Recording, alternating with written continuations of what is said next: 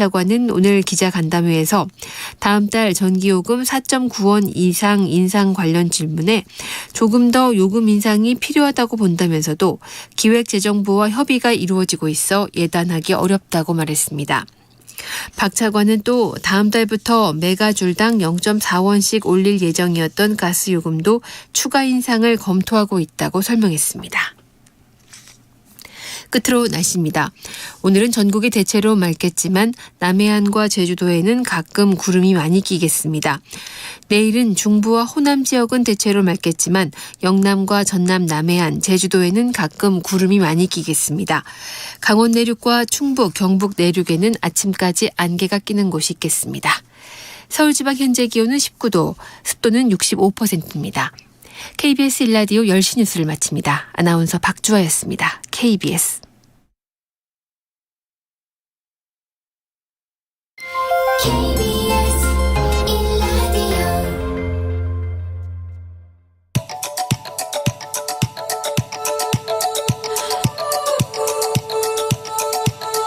김성환의 시사야.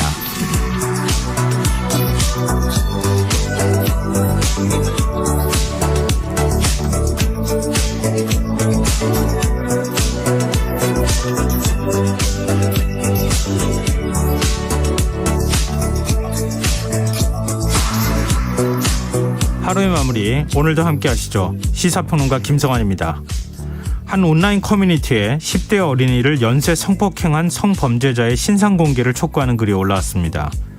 문제의 아동 성범죄자는 지난해 4월 출소했지만 성범죄자 알림 사이트를 비롯해 아무런 안전장치 없이 사회로 복귀했다는 건데요. 이 문제 어떻게 봐야 하는지 더 깊이 있게 들여다보는 인터뷰 시간에 전문가와 얘기 나눠보겠습니다. 수요일 코너죠. 기후위기 시대, 우리가 놓쳐서는 안 될 환경 문제를 살펴보는 지구생활 백서 코너도 마련돼 있으니까요. 많은 관심 부탁드리겠습니다.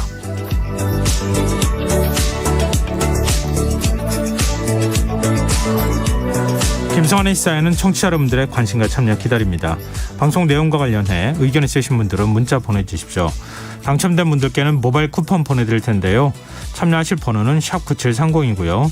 짧은 문자는 50원, 긴 문자는 100원의 이용료가 부과됩니다. 콩 어플리케이션과 KBS 1라디오 유튜브 채널을 통해서도 저희 방송을 실시간으로 시청 또 참여하실 수 있습니다. KBS 1라디오 김성환의 시사야. 그럼 지금 시작하겠습니다.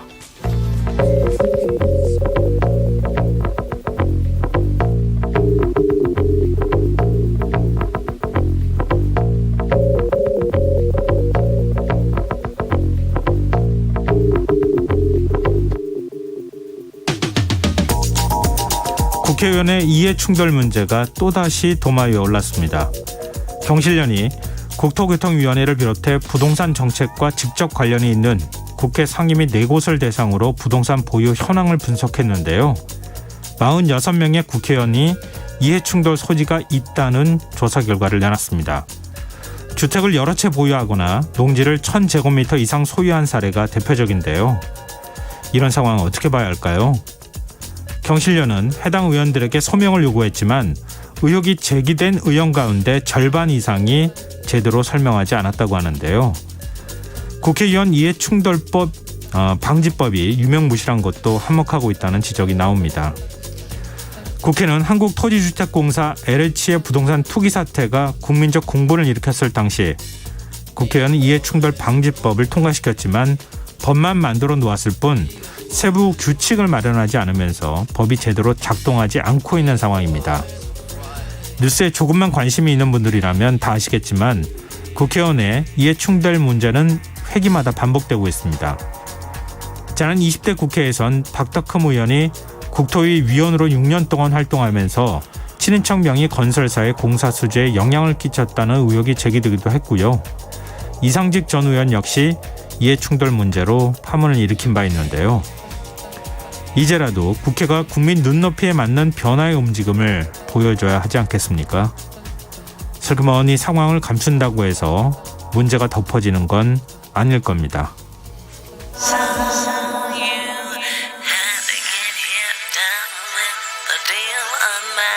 face to rep. feel the real what you feel.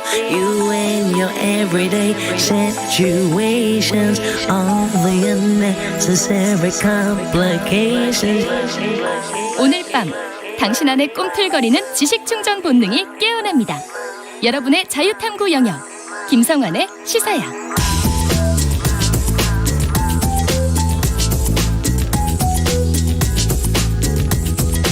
오늘 놓쳤던 뉴스 꼼꼼히 정리해드리는 뉴스야 시간입니다. 오늘은 김민하 시사평론가 나와계십니다. 안녕하세요. 안녕하세요. 네, 윤석열 대통령의 첫 유엔 총회 연설. 어제 저희 방송 이 시간에는 연설 내용을 확인할 수는 없었던 상황이었고 오늘 오전 1시 넘어서 연설이 있었으니까요. 그래서 키워드만 저희가 좀 정리해드렸는데 오늘 실제 연설에서는 어떤 발언을 했는지 좀 내용을 정리해 주시죠. 현지 시간 20일에 미국 뉴욕 유엔 본부에서 77차 유엔 총회 일반 토론 연설의 10번째로 윤석열 대통령이 연단에 올랐습니다. 이 제목은 자유와 연대, 전환기법의 모색이라는 거였는데 네. 자유와 연대의 키워드에 초점을 맞추고 그간 유엔의 어떤 역할 이런 것들을 높이 평가를 했습니다. 그러면서 핵무기를 비롯한 대량 살상 무기 그리고 인권의 집단적 유린 또 이 세계 시민의 자유와 평화에 대한 위협 이런 것들이 새로운 문제가 되고 있기 때문에 여전히 이 보편 타당한 그리고 자유의 가치에 좀 근간을 둔 유엔의 역할이 중요하다 이렇게 강조를 했고요. 예. 그리고 유엔은 앞으로도 더 폭넓은 역할과 책임을 요구받고 있다라면서 이 팬데믹 대응 그리고 탈탄소, 디지털 격차 해소 이런 것들을 주요 과제로 제시했습니다. 그러면서 이런 미래를 대비하는 과제에 있어서 한국의 역할이 필요하다면 적극적으로 하겠다 이런 내용이 포함이 됐습니다. 북한에 대한 언급은 단 한 차례도 하지 않았어요. 그렇습니다. 간접적으로 얘기를 했다라는 게 대통령실의 이제 평가인데, 예. 이게 연설에서 핵무기를 비롯한 대량 살상 무기 문제라든가 인권 문제라든가 이런 것들을 언급한 거는 북한에 대한 간접적인 메시지로 볼 수 있다. 이렇게 설명을 했는데, 네. 직접적인 얘기가 나오지 않고 이런 부분에 대해서는 이미 담대한 구상 발표에서 더 이상 보탤 것도 뺄 것도 없기 때문에 추가로 얘기를 안 한 것이다라고 설명을 하고 있는 그런 상황입니다. 거기다가 이제 지금 담대한 구상을 내놨는데 북한은 냉담한 입장을 고수를 하고 있는 거고 또 이제 유엔 총회에 참석한 그런 또 현장이기 때문에 구체적으로 언급을 해서 자극을 한다거나 이런 것도 좀 우려한 그런 이제 선택이 아니냐 이런 해석이 나오고 있는데요. 반면에 이제 윤석열 대통령은 연설 이후에 안토니오 구테레스 유엔 사무총장을 만나서 이 담대한 구상을 설명하고 호응을 요청하기도 했습니다. 그러면서 이제 북한이 더 나은 길을 택한다면 한국 정부는 물론 국제기구도 북한의 대규모 투자와 인프라 구축을 위한 지원을 아끼지 않을 것이다. 이렇게 얘기를 해서 북한에 대한 어떤 접근 이런 것들은 포기하지 않고 있다. 이거를 강조를 했습니다. 네. 정치권에서 어떤 평가 나오고 있습니까? 일단 더불어민주당은 박한 평가를 하고 있는데요. 박홍근 원내대표가 외교의 시험대인 유엔에서의 첫 연설이 너무 추상적이고 어떤 하나만한 한가롭고 공허한 단어들의 조합에 불과했다. 이렇게 비판을 했고요. 박성준 대변인 명의로 나온 논평에서는 유엔의 여러 나라는 한반도 평화와 비핵화에 대한 윤석열 정부의 명확한 비전과 해법을 듣기 원했을 것인데 그런 점에서 유엔 총회 연설은 무엇을 위한 연설이었는지 의문이었다. 이렇게 평을 했습니다. 네. 반면 여당인 국민의힘은 호평을 했는데요. 논평을 통해서 이 자유, 평화, 번영에 기여하는 글로벌 중추국가도약의 의지를 보여준 연설이다. 인류 보편적 가치인 자유에 기반한 국제사회의 연대를 강조함으로써 대한민국의 외교 방향을 분명히 했다라고 평가를 했습니다. 이제 한일 정상회담에 시선이 쏠릴 수밖에 없는 상황인데 한미 정상회담은 예정이 됐고 양쪽 다 확실하게 개최가 된다고 얘기를 하고 있으니까요. 양국 모두. 한일 정상회담은 이게 정말 열리긴 하는 건가 이런 의문이 계속 제기되고 있어요. 기시다 총리 얘기가 또 오늘 일본 언론을 통해서 보도가 되기도 했고요. 야사히 신문이 21일 정부 관계자를 인용해서 보도를 한 건데요. 기시다 우미오 일본 총리가 한국의 대통령실이 지난 15일 유엔 총회 계기로 한일 정상회담을 하기로 합의해놓고 시간을 조율 중이다. 이렇게 발표한 거에 대해서 그렇다면 나는 반대로 만나지 않는 걸로 하겠다. 이렇게 반응을 했다라는 겁니다. 네. 그러니까 기시다 총리는 실제로 이제 유엔 총회 참석을 해서 미국으로 출국하기 직전에 한일 정상회담 관련 질문에 대해서도 현재 일정은 아직 아무것도 정해지지 않았다 이렇게 발언을 해서 이걸 두고 이제 여러 가지 이제 얘기가 나오고 있는데요. 복수의 일본 외무성 간부를 인용한 이런 보도를 보면은 유엔 총회를 계기로 윤석열 대통령과 기시다 총리가 만나더라도 단시간에 그칠 것으로 전망을 했다 이렇게 나오고 있어서 여러모로 이제 회담이 이루어지더라도 약식 회담이라든가 좀 짧게 되지 않겠느냐라고 얘기가 나오고 있습니다. 기시다 총리가 북한에 대해서는 조건 없는 대화를 제의했다. 이런 얘기도 나와서 좀 대비가 된다는 얘기도 있던데 일단 그러면은 김태우 국가안보실 1차장은 뭘 근거로 해서 한일 정상회담이 확정된 것처럼 얘기를 한 겁니까? 아마도 이제 추정하기로는 상당 부분 이제 한일 정상회담을 진행하는 거에 대한 어떤 의견 접근이나 이런 거는 있었겠죠. 다만 이제 마지막에 정말 할 거냐 이 부분에 대해서는 아마도 이제 일본 정부가 발표를 할 만큼의 그러한 어떤 논의가 숙성되지 않은 상태였을 것인데 우리는 아마 좀 거칠게 이걸 이제 먼저 발표해 버린 게 아닌가 이런 의문이 듭니다. 왜냐하면 보통 이런 정상회담하고 이럴 때는 양측의 정부가 동시에 이제 이런 것을 하기로 했다라고 발표하는 게 관례인 것인데 그게 최종적으로 합의가 되고 난 다음에 동시에 발표하는 거잖아요. 그렇죠. 되돌아보면은 우리만 그때 발표한 것이었고 바로 일본의 관방장관이 우리는 정해진 바 없다 이렇게 사실상 부정을 했거든요. 그런 걸 보면 우리가 상당히 거칠게 접근을 한 셈인데 이 맥락에는 첫째로 우리가 좀 일본과의 관계를 풀기 위해서 너무 조급하게 접근하고 있는 거 아니냐라는 지적이 하나가 있고 두 번째로는 우리 정부가 일본과의 관계 개선이나 이런 것들을 적극적으로 얘기는 하고 있지만 실제로 일본의 어떤 분위기라든가 일본 정부의 어떤 일처리 방식이라든가 이런 것들이 익숙하지 않은 거 아니냐. 일본은 굉장히 디테일이 중요하고 마지막에 합의가 돼야 합의가 되는 건데 그거를 지금 생각하지 않은 거 아니냐 이런 지적들이 막 나오고 있고요. 실제로 기시다 우미오 총리 입장에서 보면 일본 내 여론이 지금 상당히 안 좋단 말입니다. 아베 신조 전 총리 국장 문제 때문에 그런 상황에서 혹시라도 대외적으로 뭐 이렇게 좀 비판받을 만한 대외 활동이나 이런 것들을 통해서 비판의 가짓수를 늘려가지고 좋을 게 없는 상황이기 때문에 회담에는 신중할 수밖에 없는 그런 상황인데 너무 우리가 앞장서서 발표한 게 외교적으로는 좀 마이너스가 될 수 있다. 이런 지적이 나오고 있는 거죠. 김태효 1차장은 지소미아 추진했다가 굉장히 여론에 역풍을 맞기도 했었던 전력이 있었는데 일본에 대해서 전혀 모르는 인사도 아닐 것 같은데 왜 이랬을까 좀 의문이 들기도 하는데요. 일단 뭐 우리 대통령실은 일일이 반응을 보이지 않겠다 이런 입장을 보였더라고요. 그렇습니다. 이제 그럼에도 불구하고 한일 정상회담이 어떤 방식으로든 진행은 될 것이다라고들 보는 것 같습니다. 일단은 곧 이제 확인이 되겠지만 하지만 약식 회담일 것이고 길지 않을 것이기 때문에 거기서 가시적인 무슨 성과가 좀 낼 수 있는 거냐. 그러니까 아마 접촉에 의미가 있는 그러한 자리가 되지 않겠느냐라고 전망이 되고 있습니다. 네. 뭐 하루 이틀 사이에 더 확인될 내용이니까요. 좀 지켜보도록 하고요. 다음 뉴스로 넘어가 보죠. 국토교통부가 오늘 주거정책심의위원회를 열었는데 수도권을 제외한 모든 지역에 이 투기 과열지구를 다 해제했어요. 그렇습니다. 국토교통부가 오늘 말씀하신 대로 정부 서울청사에서 3차 주거정책심의위원회를 열었는데 세종시를 제외한 이 지방 전체를 조정 대상 지역에서 해제하기로 했습니다. 먼저 투기과열지구에서 해제되는 지역이 세종시, 인천, 연수, 남동, 서구 등의 4곳이 되는데 이로써 이제 지방의 모든 지역이 투기과열지구에서 해제되는 것이고요.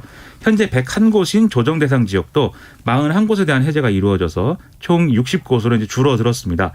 이건 이제 서울과 수도권의 대부분의 지역은 그럼 일단은 이 조정 지역이나 이런 것들이 남아있게 되는 상황인데 네. 아직 미분양 주택이 많지 않고 규제 완화 기대감 등에 따른 시장 불안 가능성이 남아있기 때문에 이 지역에 대해서는 일단 규제를 유지한다라는 게 정부의 설명입니다.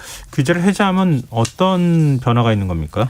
조정 대상 지역에서는 원래는 이제 주택담보대출 비율이 9억 원 이하 구간은 50%, 9억 원 초과분은 30% 이게 LTV가 이렇게 제한이 되고 총부채 상환 비율 DTI도 50%가 적용되는 등의 이 대출 규제가 있고 그다음에 세금 부담이 큰 거 이런 것들이 이제 규제였고요. 투기과열지구의 경우에는 LTV 9억 원 이상 40%, 9억 원 초과는 20%가 적용이 되는 더 강력한 대출 규제가 적용이 됐고 재건축 등 정비사업 규제 수위도 높아지는 그런 상황이었는데 규제 지역을 해제를 하면은 이런 LTV, DTI 등의 가계대출 추가 규제가 적용이 안 되는 것이고요. 그리고 이제 비규제 지역과 동일하게 70%까지 LTV가 적용이 되는 거죠. 그리고 그 외에 이제 뭐 2주택자 이상의 다주택자에 대한 취득세 중과라든지 뭐 양도소득세 중과, 장기보유 특별공제 배제 이런 것들도 없어지고 1주택 이상 소유자의 취득록세, 뭐 임대주택의 세대혜택 이런 것도 이제 정상화되는 것이기 때문에 이런 점에서 부동산 경기나 이런 데 영향을 미칠 것이다 이런 평가가 나오고 있습니다. 가계부채가 터지는 거 아니냐. 가계부채에 대한 걱정도 사실 큰 상황인데 이렇게 규제를 대고 푼다는 얘기는 그만큼 부동산 시장 상황이 안 좋다. 경착륙 갈 가능성이 있다. 이렇게 봤다는 건가요?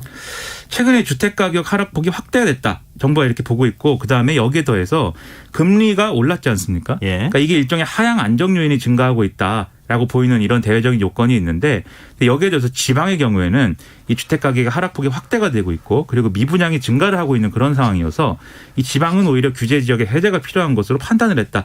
이렇게 설명을 하고 있습니다. 다만 주택시장이라는 거는 휘발성, 유동성 그런 게 있기 때문에 거시경제 여건에 따라서 얼마든지 변할 수 있고 그렇다고 보면은 상황이 달라질 때 다시 조정할 수 있는 그런 탄력적 대응을 하겠다라고도 얘기를 하고 있어서 좀 이후의 상황을 지켜볼 필요가 있겠습니다. 네. 그리고 4월째 열리고 있는 국회 대정부 질문. 오늘 경제가 주요 이제 현안이었는데 어떤 내용들에 대한 논의가 있었습니까? 일단 뭐 이 무슨 주제로 대정부 질문을 하든 구도는 비슷한 것 같습니다. 지난 문재인 정부와 현 윤석열 정부의 정책을 놓고 이제 서로 공방을 벌이는 것이죠. 한쪽에서는 문재인 정부 탓하고 한쪽에서는 윤석열 정부가 제대로 못해서 그렇다 뭐 이렇게 얘기한다는 거예요. 그렇습니다. 어떤 영역을 얘기하든 뭐 정치든 경제든 뭐 그 구도로 지금 가고 있는데 경제 정책에 대해서도 마찬가지였습니다. 더불어민주당의 경우에는 미국 의회의 인플레이션 감축법 통과 여기에 대한 대응을 제대로 못했다. 그때 법인세를 인하해서 부자들에게 혜택을 줬다. 그리고 지역화폐 예산을 삭감을 해서 지자체의 부담이다. 이런 걸 이제 비판의 어떤 포인트로 잡았고, 그다음에 쌀값 급락에 대한 지적 이런 것들도 같이 했는데요. 그러니까 서민의 고통을 덜어주는 데는 별로 역할을 하지 못하고 있는데 법인세 인하라든지 이런 부자를 위한 정책만 추진하고 있는 게 아니냐 이런 네. 비판이었습니다. 근데 국민의힘의 경우에는 문재인 정부가 임명한 인사들의 공공기관 알박기 논란 이런 것들을 거론하는가 하면은 무분별한 태양광 보급 사업이 현재 많은 비리를 일으키고 있는 걸로 확인이 됐다.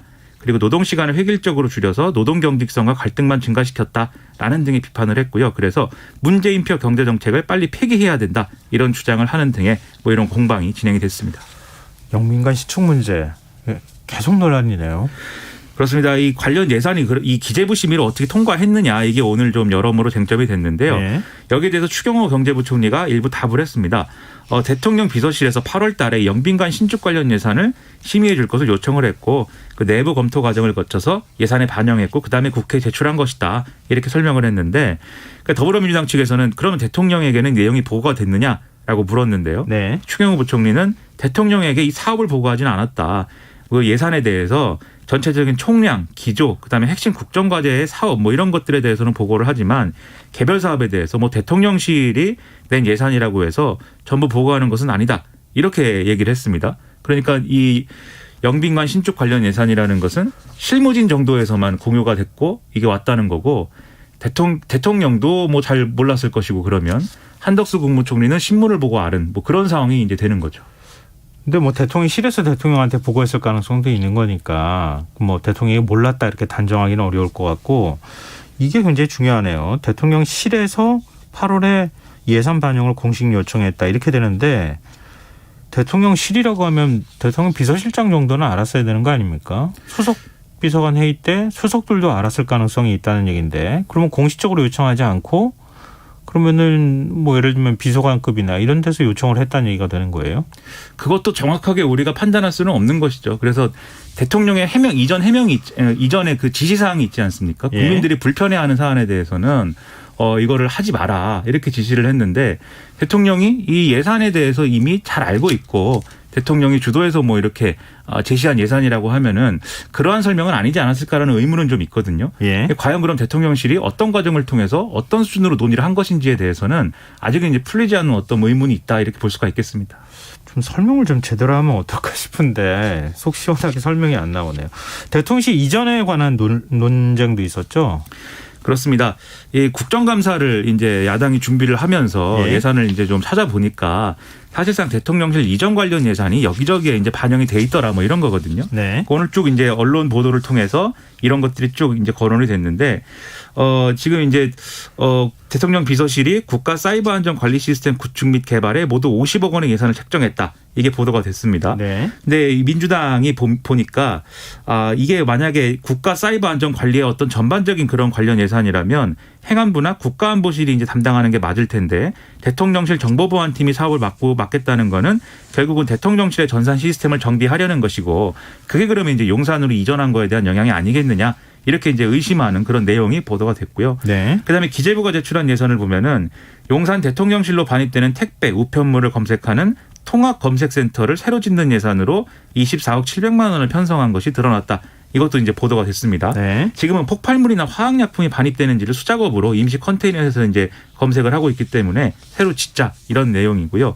그다음에 외빈 방문이나 국경일 등의 정부 행사가 있을 때 국빈 환영식장을 설치해야 되는데 이때 카펫을 깔아야 된다고 합니다. 근데 이것도 이전을 했기 때문에 새로 만들어야 되는데 비용이 8천만 원이다. 네, 이런 예산이 반영이 돼 있다고 하고요. 그다음에 대통령실 이전 1주년 기념 행사비 5억 원, 청와대 국민개방 홈페이지 제작 비용 4억 7,100만 원 등등도 반영이 돼 있고, 그다음에 KBS 보도를 보면은 대통령실이 리모델링 성격의 비용으로 내년에 30억 가까운 추가 예산을 요청했다. 이게 확인이 됐다. 이렇게 보도를 하고 있습니다.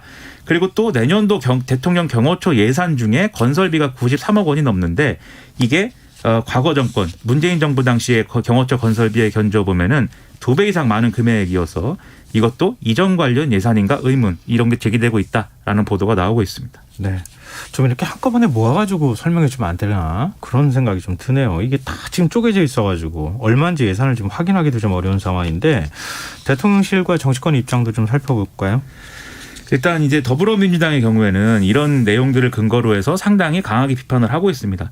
원래 윤석열 대통령이 대통령실 이전에 496억이면 충분하다. 추가 비용이 발생하지 않는다. 이렇게 얘기를 했지만 관련 예산은 눈덩이처럼 계속 불어나고 있다. 언제까지 청구서를 이렇게 숨겨둘 생각이냐라는 건데요. 앞으로도 상임위 차원에서 이 관련 내용이나 이런 것들을 계속해서 발굴하겠다는 입장이기 때문에 지금 말씀하신 것처럼 이게 다는 아니다라는 거죠. 더불어민주당 입장은. 네. 대통령실은 지금 쭉 말씀드린 예산의 성격이 용산 이전하고 관련이 없다라는 입장을 계속 얘기를 하고 있는데요. 그러니까 지금 말씀드린 예산 중에 상당 부분은 이전에 문재인 정권에서 청와대에 그때 있을 때부터 어쨌든 필요하다고 해서 잡아놓은 예산이고 그중에 일부는 사업이 실제로 진행이 되고 있는 상황이다라는 거고, 그다음에 리모델링 예산이나 이런 것들은 청와대에 있었더라도 관련 운영비나 건설비 이런 걸로 예산이 잡혀있는 그런 것들이 있는데 마찬가지로 판단해야 된다라고 설명을 하고 있습니다. 네.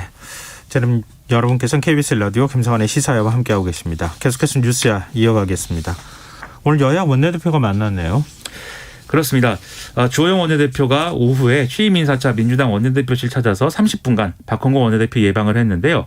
박홍근 원내대표가 야당에서 거는 기대가 크다. 민생에 여야가 있을 수 없기 때문에 적극적으로 협조하겠다. 이렇게 얘기를 했고요. 주호영 원내대표는 민주당이 얼마 전까지 여당이었기 때문에 서로 입장을 바꿔서 역지사지하면은 해결책을 다 찾을 수가 있을 것이다 라고 화답을 하는 그런 화기애애한 모양새였습니다. 네. 국민의힘의 이준석 전 대표가 낸 가처분 사건과 관련해서 담당 재판부를 바꿔달라 이런 요청을 했어요. 근데 받아들여지지는 않았다고요. 그렇죠.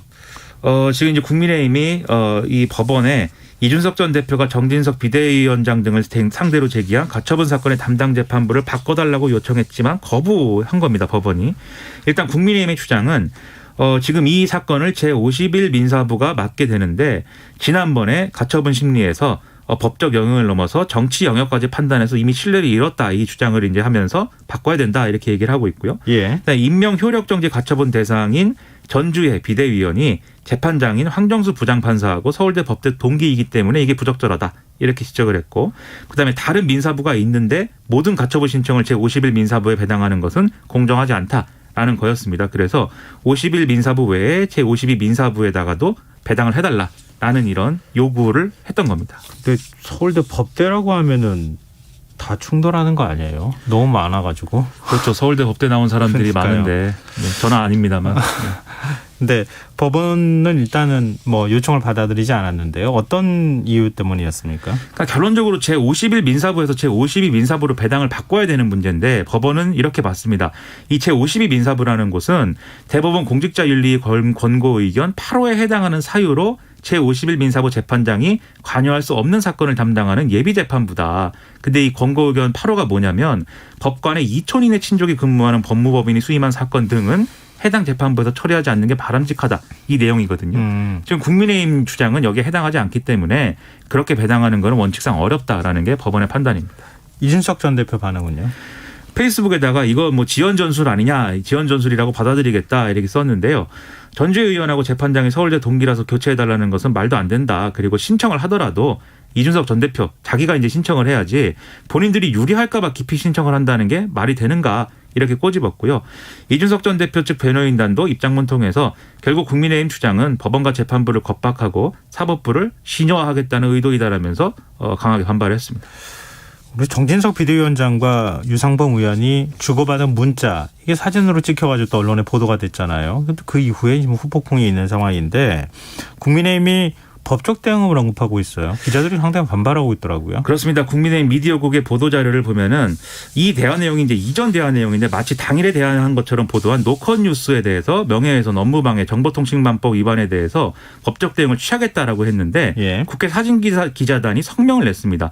특정 언론사 사진기자의 실명까지 거론하면서 응분의 조치를 취하겠다고 하는 것은 겁박이다. 언론의 취재활동 위축시키고 국민의 알 권리 심각하게 침해하는 거다라는 건데요. 이 사진은 노컷 뉴스가 찍어가지고 보도한 게 아니고 예. 이 사진기자단, 이 풀기자단이 찍어가지고 언론에 공유한 거거든요. 근데 왜 그러면 노컷 뉴스만 콕 집어서 이런 대응을 하겠다고 하는 거냐. 여러모로 부적절하다라는 게 기자들의 지적입니다. 네. 자, 오늘 뉴스 여기까지 하겠습니다. 지금까지 김민아 시사평론가였습니다. 고맙습니다. 고맙습니다.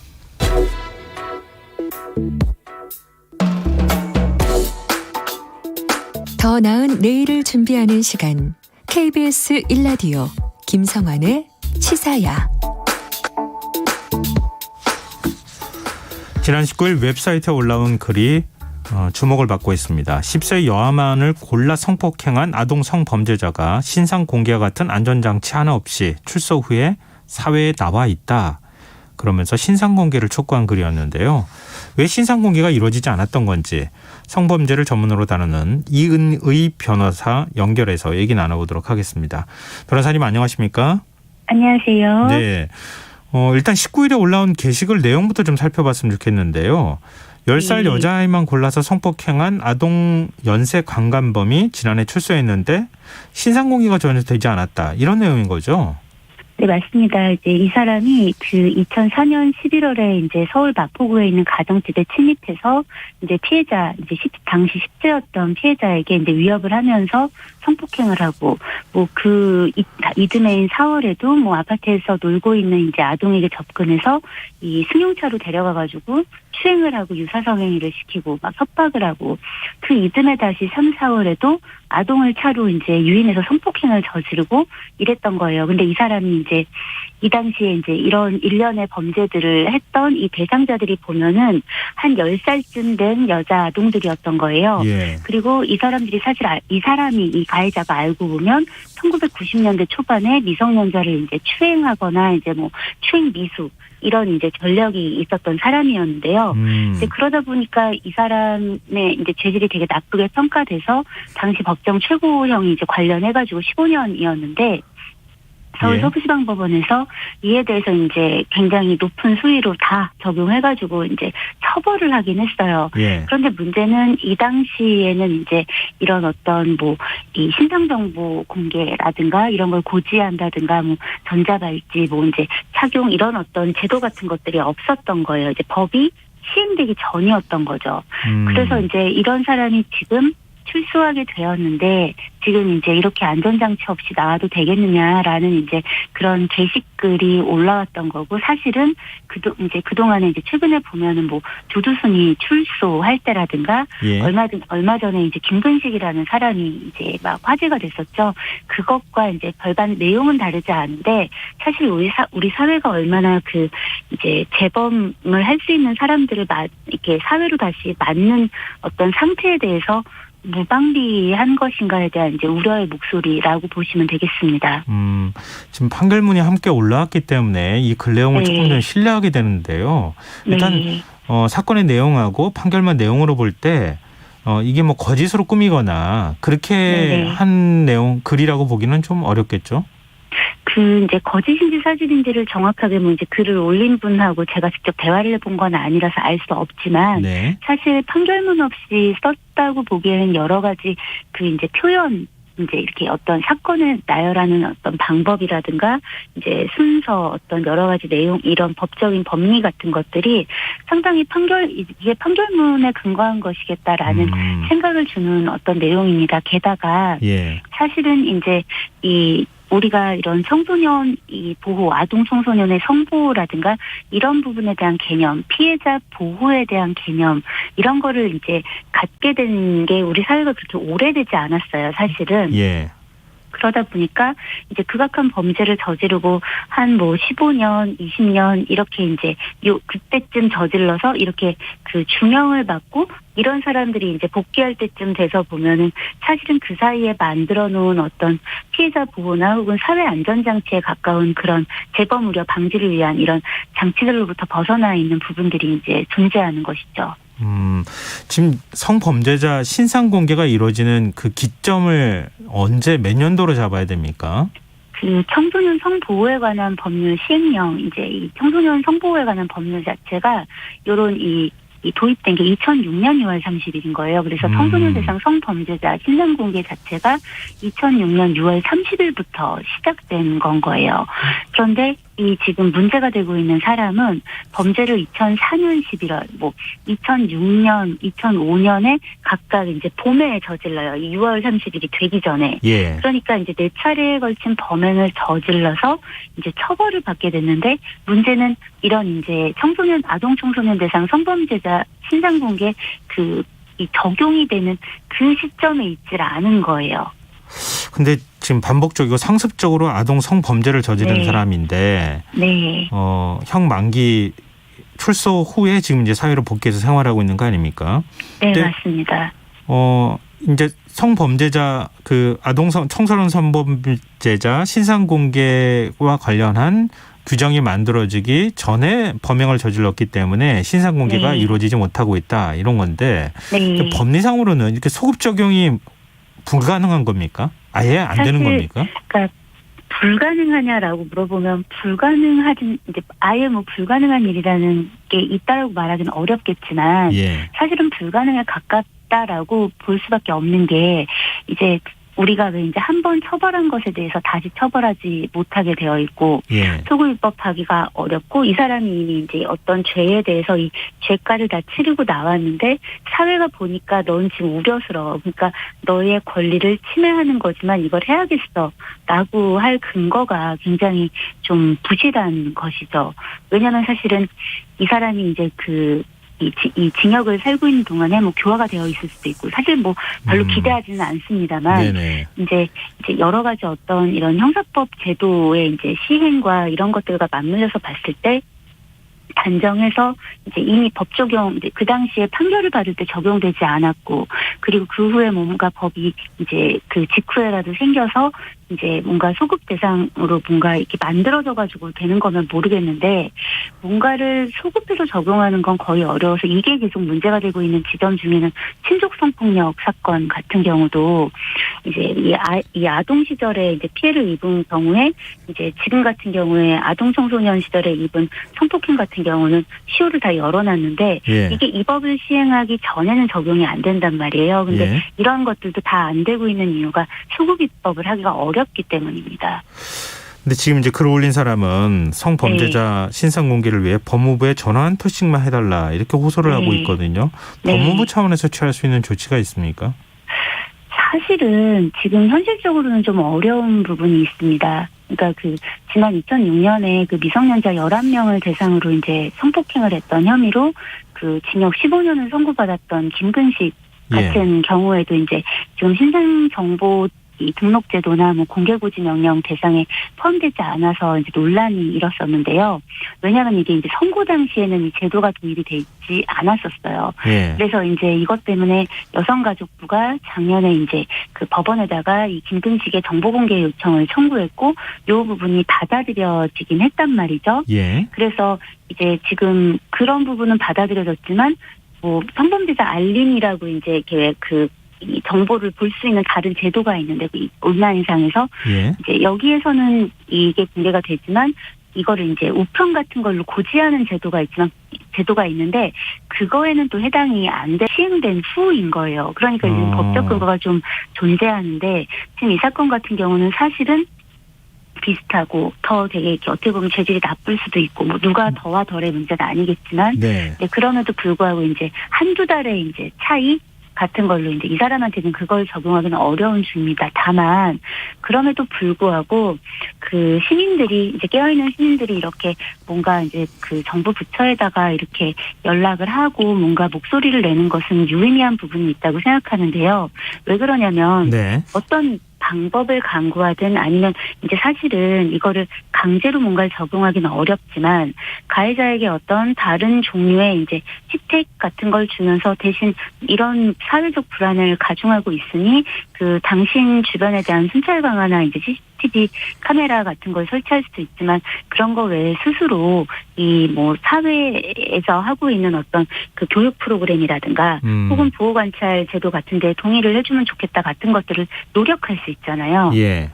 그래서 신상 정보 공개만이 이제 뭐 이런 사람으로부터의 피해를 막는 어떤 그 이제 맞는 키 같은 게 아니기 때문에 사실 신상 정보 공개되어 있어도 그걸 보고 우리가 현실에서 이제 길에서 그 사람을 마주할 때 아, 저 사람이 그 사람이구나 하고 알아보는 게 생각보다 쉽지 않단 말이죠. 네네. 그러니까 이제 이런 부분들에 대해서 너무 한 곳에 집중하기보다는 이런 것들에 대해서도 개선이 필요하겠지만 이런 어떤 안전장치가 없어 불안해라는 어떤 요소의 부분이기 때문에 이런 부분에 대해서 조금 더 그 지금 안 되고 있다고 그냥 손 놓는 게 아니라 노력할 수 있도록 어떤 법무부든 여가부든 지방자치단체든 이런 부분에 대해 노력해달라고 연락하는 거 이런 노력들은 유의미하지 않겠나라고 생각이 듭니다. 근데 결국 이제 성범죄자 신상 공개하는 것도 재범의 우려를 재범을 우려하기 때문에 아니겠습니까? 네, 그렇습니다. 뭐 그걸 이중 처벌하자고 하는 뜻은 아닌 거니까요. 네, 맞습니다. 그래서 이게 전자발찌 같은 걸 부착 명령을 한다든가 이런 신상정보 공개 제도를 갖는 이유는 사실 그 본질적인 의미가 뭐 이 가해자에 대해서 뭐 망신을 주겠다, 이 가해자를 뭔가 불편하게 하겠다라는 어떤 형벌 부과의 목적이기보다는 네. 이 사람이 이제 재범을 그러니까 이 범죄를 다시금 할 수 있는 우려가 있기 때문에 그런 부분에 대해서 방지하고자 하는 예방 차원의 이제 목적을 두고 있는 것이거든요. 네. 근데 이제 그런 부분에 있어서는 이제 조금 더 이런 것들이 좀 빨리빨리 사회에 좀 적용이 됐으면 좋았을 텐데 그게 좀 안 됐다라는 부분들이 좀 아쉬운데 어쨌든 그렇습니다. 근데 보호 관찰을 한다거나 아니면은 보호소로 갈 수 있도록 한다거나 이런 건 안 되는 겁니까? 그 보호수용제 같은 경우는 사실상 현실적으로 또 이 부분은 좀 어려운 게 이 예전에 이제 우리가 그런 이 보호 관찰 제도에서 뭐 보호감호소 이런 제도가 전에 있었잖아요. 아주 오래전에. 예. 그런데 이 부분을 전면적으로 그냥 되게 급하게 이제 사회가 급격히 변화하고 그 폐해가 너무 컸었기 때문에 이제 폐지를 해버렸단 말이에요. 헌법에 반한다고. 그런데 이렇게 뭔가를 새로 만드는 것도 어렵지만 있었던 거를 이렇게 헌법에 반해 법에 반해 해가지고 이제 없애버리고 나면 없앴던 걸 다시 부활시키는 건 이 법리적으로도 되게 어려움이 있어요. 그런데 보호 수용한다라는 게 이제 모아놓겠다는 건데 모아놓는 것도 좋긴 한데 현실적으로 어려운 부분이 있고 이 보호 수용제가 그래서 어렵다라고 한다면 좀 어려운 거를 자꾸 이 만들 수 있는 것처럼 해가지고 이제 사람들에게 호도하거나 사실 호도라는 표현이 좀 그렇긴 한데 그렇게 하기보다는 현실적으로 보호 관찰할 수 있는 제도를 좀 더 늘리는 거. 네. 그래서 지금 같은 경우도 전자발찌 부착을 해도 이 전자발찌 부착한 사람을 관리하는 이 관리 인력이 너무 이 업무가 과중한 거예요. 네. 그러다 보니까 실질적으로 이 지금 보호 관리해야 되는 이 대상이 관찰해야 되는 대상이 어디 가 있는지 만약에 어디 가 있는데 그 사람이 가면 안 되는 곳에 가고 있다. 그러면 제지해야 되는데 이런 것들이 유기적으로 잘 이루어지고 있지 않아요. 그리고 이런 보호 관찰 제도는 법무부가 운영하고 있는데 이런 부분에서 좀 제지하고 좀 재빠르게 대응하려면 사실 경찰하고의 공조가 필요한데 네. 사실 또 경찰은 법무부 소속이 아니에요. 그렇기 때문에 이런 부분들이 유기적으로 공조될 수 있도록 좀 부처 간의 어떤 그 노력도 좀 필요합니다. 그래서 보호 수용제 같은 것들이 이게 들을 때는 아 이거 하면 좋겠다지만 현실적으로 어려운 부분이 있기 때문에 오히려 우리가 이제 그 재화를 좀 예산을 투입하면 확충할 수 있는 것들이 있어요. 그래서 이런 사람들을 좀 교화할 수 있고 교육할 수 있는 거, 이런 사람들이 좀 일을 할 수 있게 좀 만드는 거. 그러니까 그래야지 일을 해야 딴 생각을 좀 덜 할 거 아니에요. 네네. 그리고 적극적으로 보호 관찰할 수 있게 인력 충원을 하고 뭔가 이 전자발찌 같은 것들도 좀 더 끊을 수 없게 끊게 되면 바로 알겠습니다. 출동할 수 있게 뭐 그런 것들이 좀 필요하지 않겠나 싶습니다. 네. 법률상으로는 안 된다고 하니까 행정적으로 법무부 차원에서 할 수 있는 일이 무엇인지 사실 확인과 동시에 뭔가 할 수 있는 방법들을 찾았으면 좋겠다는 생각이 드네요. 네, 오늘 말씀 여기까지 듣겠습니다. 고맙습니다. 감사합니다. 네, 지금까지 이은의 변호사였습니다.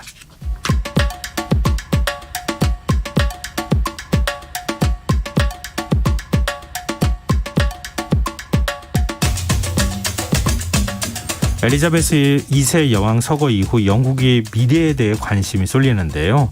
세계에서 가장 먼저 석탄 시대의 문을 여닫고 기후변화법을 만들었던 영국에서 요즘 심상치 않은 분위기가 감지되고 있다고 합니다. 어떤 상황인지 지구생활 백서 세계일보 윤지로 환경 전문기자와 얘기 나눠보도록 하겠습니다. 기자님 안녕하세요. 네, 안녕하세요. 네.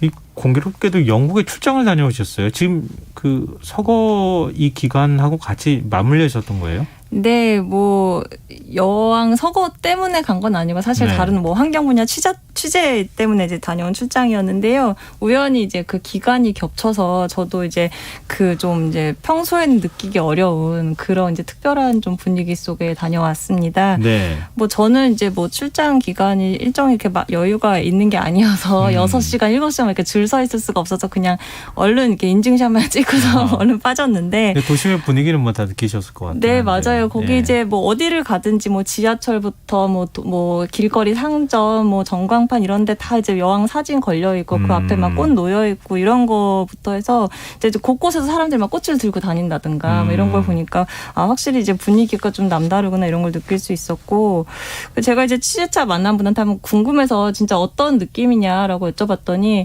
그건 자기는 뭐 특별히 이렇게 왕정이 유지돼야 된다거나 이런 생각 안 하고 바뀌어야 된다 이런 평소에 생각을 갖고 있었는데 사실 이제 개인적으로는 뭐 본인은 물론이거니와 자기 부모의 부모님들 세대부터 다 젊은 시절부터 늘 여왕이 있었었기 때문에 그런 이제 상징적인 존재가 사라졌다는 거에 대해서 되게 슬픔을 느낀다 뭐 이렇게 얘기를 하더라고요. 그렇군요. 한때는 해가 뜨는 나라였다고 하는데 그렇죠. 해가 뜰 때부터 질 때까지 다 네. 제국을 거느렸던 나라였는데 지금 좀 그때에 비하면 초라한 모습으로 바뀌지 않았나 이런 생각이 드는데요. 오늘은 환경적인 관점에서 영국과 석탄에 관한 얘기를 해주신다고요? 네, 그렇습니다. 이제 여왕이 뭐 이제 워낙 오랜 동안 영국의 상징이다 이렇게 우리 다들 알고 있는데 그 여왕 못지않게 어쩌면 여왕보다 훨씬 더 오랜 기간 동안 그리고 이제 대영 제국의 성장을 이끌었던 그 주인공이 있습니다. 그게 바로 이제 석탄인데요. 그래서 네. 석탄 이야기를 좀 해보려고 해요. 이제 말씀하신 대로 영국의 위상이 이제 옛날처럼 그렇지는 않기 때문에 물론 지금도 선진국이지만 네. 그래서 아 영국의 족적이 뭐 이 정도일까 이렇게 또 어떻게 보면 또 생각을 하실 수도 있을 것 같아요. 그런데 생각을 해보면 우리가 이제 항상 온실가스나 뭐 기후변화 이런 이야기 할 때 기준으로 삼는 게 산업혁명을 항상 기준으로 많이 삼아요. 네, 가령 그렇죠. 뭐 산업화 이전 대비 뭐 온도 상승폭을 1.5도 이하로 억제해야 된다라든가 이렇게 뭔가 산업혁명 이전을 항상 기준으로 삼는데 그게 근대의 기준이니까요. 그렇죠. 네. 그 이제 산업혁명이 이제 출발했던 나라가 이제 영국이잖아요. 이제 그 그러니까 산업혁명의 출발을 우리가 보통 1769년에 나온 제임스 와트의 증기기관 이거를 이제 출발점으로 많이 꼽는데 이 증기기관 연료가 바로 석탄이었지 않습니까? 그쵸. 네. 근데 이게 사실 석탄과 기계가 그럼 이때 왜 처음 이렇게 딱 등장했느냐? 그건 아니죠. 굉장히 오랜 시간 동안 사실 우리 인류 역사와 함께 그 두 개는 존재를 했었는데 제가 이제 찾아보니까 석탄 같은 경우는 뭐 기원전 4,000년 전에 뭐 그 중국에서 갈탄을 사용한 흔적도 있었고 그리고 이제 고대 그러니까 로마 제국 시절에 로마인들이 영국에 가서 석탄을 직접 캐서 그거를 이제 뭐 화롯불이나 이런 걸로 이제 활용도 하고 그렇게 했다는 기록도 있고요. 그리고 기계 같은 경우도 사실 그러니까 기계의 정의를 우리가 외부의 동력을 활용하는 것이라고 우리가 정의를 한다고 하면 사실 그 물의 낙차를 이용한 물레방아라든가 바람이 돌려주는 풍차 네. 이런 것도 사실은 기계라고 하는 거니까 그 석탄과 기계가 갑자기 등장한 건 아닙니다. 그런데 이제 그 증기기관이 혁신적이었다라고 말을 하는 거는 그렇게 따로따로 존재했던 그 석탄과 기계가 만났다는 거죠. 그래서 이제 그 기계를 이제 바람의 힘, 물의 힘 이런 게 아니라 석탄으로 한번 돌려봤더니 그 힘이 어마어마하더라. 이제 이거를 알게 됐고 그걸 상용화할 수 있는 기술이 생겼고 그거를 이제 생산 활동에 적극적으로 끌어들인 나라가 영국이었다라는 거죠. 그러니까 언제 어디서든 에너지를 활용할 수 있는 그런 조건이 만들어진 거잖아요. 그쵸. 그 이후부터는 네. 일종의 이제 화석 연료의 시대를 열었다. 이렇게 봐도 되겠군요. 그렇죠. 이제 그래서 이제 그 이후에 뭐 공장이 여기저기서 만들어지고 그리고 우리가 수송 수단도 굉장히 예전에 뭐 기껏해야 말, 마차 이런 게 가장 그쵸. 빠른 수단이었다고 하면 이제는 뭐 증기기관, 뭐 증기선 이런 것들이 이제 누비게 되고 그러니까 완전히 지금까지는와는 다른 이제 시대가 열리게 되는 겁니다. 이제 그리고 또 하나가 세계 최초의 발전소, 석탄화력 발전소가 이제 영국에 등장을 했는데요. 네. 1879년에 에디슨이 전구를 발명을 해요. 예. 그 전구는 말 그대로 이제 거기에 불을 밝히려면 전기가 필요하잖아요. 그렇죠. 그래서 이제 에디슨 전기 회사가 영국 런던 홀본 바이오덕트라고 그 런던의 홀본 지역의 육교 근처에 그 전구가 만들어진 지 그 3년 뒤인 예. 1882년에 석탄화력 발전소를 세웁니다.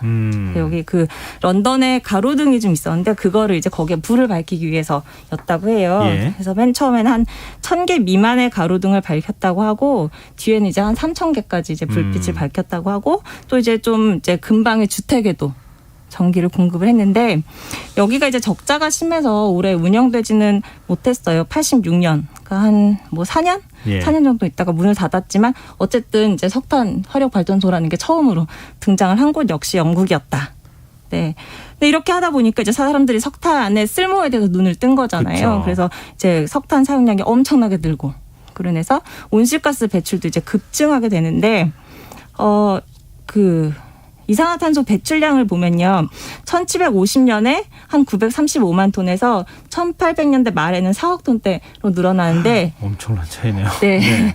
그 4억 톤대가 얼마나 많은 거냐면요. 지금 우리나라의 그 연간 온실가스 배출량이 한 6억 톤대 후반 내지는 한 7억 톤 되거든요. 네. 근데 이미 1800년대 말에 석탄 써서 4억 톤 정도를 배출했다고 하니까 다시 생각해보면 이때 정말 석탄을 엄청나게 썼구나라는 걸 알 수 있죠. 뭐 당시에 영국을 배경으로 한 영화나 이런 거 보면은 막 시커멓잖아요. 맞아요. 하도 석탄 떼가지고 집에서도 네. 석탄연료 떼고 화로 떼고 그다음에 뭐 공장이나 이런 데서도 전부 석탄으로 돌리다 보니까 뭐 시커먼 모습을 우리가 확인할 수가 있는데 네. 근데 지금 석탄이 고갈되는 거잖아요. 네. 근데 석탄은 고갈돼 가고 있지만 지금 성장이나 경제 성장이나 이런 거는 또 큰 영향을 받지는 않은 것 같아요. 네, 맞습니다. 이제 말씀하신 것처럼 1800년대 말까지 석탄이 워낙 많이 쓰이다 보니까 그 당시 이제 유명한 경제학자들이 이대로 가면 진짜 석탄 고갈돼서 우리 이제 경제 성장 한계에 온다 이런 다 석탄에만 전망을 의존했을 테니까. 네, 하기도 했는데 사실 그 말씀하신 대로 그 석탄 때문에 지금 우리 성장이 발목 잡히진 않았어요. 예. 그걸 보면 그러니까 영국 같은 경우를 예를 들면 지금 영국 얘기하니까 영국에서는 그 석탄이 이제 1인자로 군림하던 시기가 조금 이제 빨리 좀 저물게 됩니다. 그 이유가 뭐 지금 우리가 얘기하는 기후 변화 때문은 아니었고요. 네. 사실은 다른 이유 때문에 이제 일찍 석탄에서 갈아탈 수밖에 없는 이유들이 이제 등장을 하는데 가장 대표적인 게 말씀하신 대로 온 곳에서 이제 석탄을 떼다 보니까 이제 대기 질이 예, 맞아요. 너무 나빠진 거죠. 우리 이제 그 잘 아는 런던 스모그. 예. 이 런던 스모그가 그 영국 여왕이 52년도에 즉위를 했는데 그 해 말에 12월 달에 런던 스모그가 이제 찾아옵니다. 네, 그래서 이제 정말로 이제 앞이 보이지 않을 정도로 이제 스모그가 5일 동안 그렇게 지속이 되다 보니까 이제 결과적으로 한 10만 명 정도가 호흡기 질환으로 사망을 했다고 하고요. 또 이제 앞이 안 보이니까 가다가 그냥 전차에 치여서 막 사망하기도 하고 이런 일도 있었고. 예. 그래서 이제 56년도에 청정대기법이 나오면서 거기서 이제 석탄 대신에 가스나 뭐 전기 이런 걸 써라 이렇게 좀 석탄을 좀 덜 쓰는 방식으로. 네, 그런데 이제 결과적으로 56년도 그 대기청정법이 나왔던 해외 석탄 사용량 역대 최대치를 찍어요. 2억 톤이 넘어가요. 근데 이제 그 후에도 어쨌든 간에 이제 석탄을 대신할 것들이 이제 등장을 합니다. 가령 이제 그동안은 석탄을 떼는 증기기관차가 있었다면 이제는 석탄보다 훨씬 더 힘이 좋고 효율이 뛰어난 디젤 기관차가 예. 나온다든가 아니면 이제 그 60년대가 되면 이제 원전도 이제 쓸 수 있게 되거든요. 그래서 원전이 전기를 공급한다든가 이런 변화가 찾아오면서 영국에서 석탄 사용량은 이제 줄어들게 됩니다. 뭐 요인은 여러 가지가 있겠지만 우리 빌리 엘리엇이나 이런 걸 보면은 뭐 석탄 산업 자체를 아예 합리화하거나 통합하는 맞아요. 이런 일들, 폐광을 하고 이런 모습들도 보잖아요. 근데 그런 추세라고 생각해 보니까 몇 년 전에 영국이 석탄 없는 하루를 보냈다 이렇게 뭐 기사가 난 걸 제가 본 적이 있거든요. 네, 맞습니다. 그 석탄이 이제 되게 빠르게 늘어나긴 했지만 사실은 석탄이 이제 퇴장하는 속도는 훨씬 더 빠르게 퇴장을 하게 돼요. 1970년이 되면 벌써 그 가장 정점을 찍었을 때보다 한 20% 정도 사용량이 줄고요. 예. 그리고 이제 계속 줄어서 지난해에는 728만 톤까지 내려왔다고 하는데 이 사용량이 그 증기기관 나왔을 때 그때 사용량이랑 거의 비슷하다고 하니까요. 네. 굉장히 많이 줄어든 거죠. 그러네요. 그리고 이제 그 우리나라는 아직까지 석탄 발전을 많이 하잖아요. 그래서 영국의 석탄량이랑 우리나라를 비교해 보면 영국이 우리나라의 14분의 1 수준이고 뭐 영국 같은 경우 지금 뭐 프랑스, 네덜란드, 이탈리아 등등 다른 주로 유럽 국가보다도 훨씬 더 적게 석탄을 사용을 하고 있고. 그럼 그렇다면 자연스럽게 온실가스 배출량도 많이 줄었겠는데요? 네, 온실가스 배출량도 많이 줄었는데 이 석탄 물론 석탄에서 모든 걸 다 이제 재생에너지로 갈아타거나 한 건 아닙니다만 네. 우리가 이제 항상 이제 에너지 전환을 얘기할 때 석탄을 가장 중심에 놓고 얘기하는 게 화석연료 중에서도 석탄의 온실가스 배출량이 워낙 많아요. 예를 들면 가스 LNG랑 비교를 해봐도 석탄 배출량이 한 최대 2배 정도 많으니까 그래서 우리가 먼저 석탄 사용을 계속 줄여야 된다 이렇게 이야기를 하는데 그래서 배출량이 얼마나 줄었냐라고 하면은 1990년 이후에 지금 현재 한 거의 절반 가까이 많이 줄었네요. 배출량이 줄었어요. 네. 그리고 지금 1인당 배출량은 더 놀라운데 1인당 배출량은 그 1800년대 후반 영국 왕이었던 빅토리아 여왕 시절 그 정도 수준이라고 하더라고요. 그래서 이제 뭐 처음에는 뭐 대기질 때문에 석탄을 점점 줄이기 시작했지만 이제 90년대, 2000년대 들어오면서 온난화에 대한 경각심이 점점 높아지면서 영국이 그 2008년에 기후변화법도 제정을 하게 됩니다. 근데 이 변화법 또한 세계 최초였어요. 여기 이제 들어있는 내용들을 보면 뭐 온실가스 예산제라든가 뭐 법적 구속력을 가진 목표가 있어야 되고 독립적인 위원회를 만들어야 된다. 이런 것들이 지금 우리가 올해 3월부터 시행한 그 탄소중립 녹색성장 기본법에 들어있는 내용들이거든요. 이거를 이미 2008년에 처음 시작했다라는 거에서 굉장히 그렇군요. 빨리 나갔다. 라고 볼 수 있죠. 산업혁명도 빨리. 네. 탈탄소도 더 빨리. 네. 이렇게 지금 가고 있는 상황인 것 같은데. 네. 근데 얘기 나왔으니까 영국 왕실은 어느 정도 그 에너지를 쓰는지 궁금해요.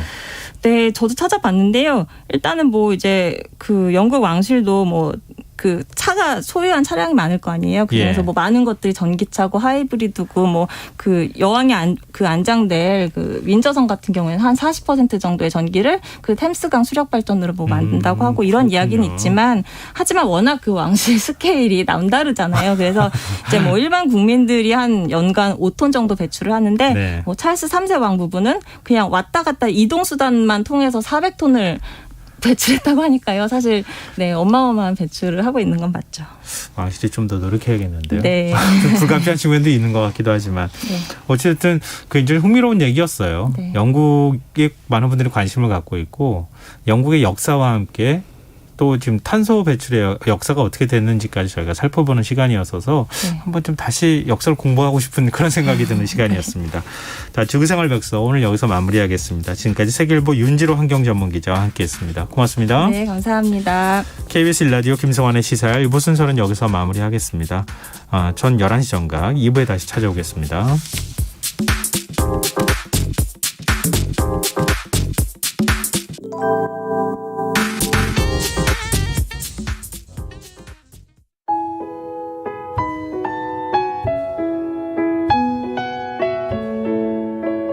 경제적인 어려움에 처한 위기 가정들이 늘고 있습니다. 복지 사각지대에 처해 있는 가정들을 미리 찾아서 지원하고 위기로부터 구하는 일이 시급한데요. KBS 강태원 복지재단은 전국의 복지관과 연대해 복지 사각지대에 있는 위기 가정들을 찾아서 지원하는 운동을 시작합니다.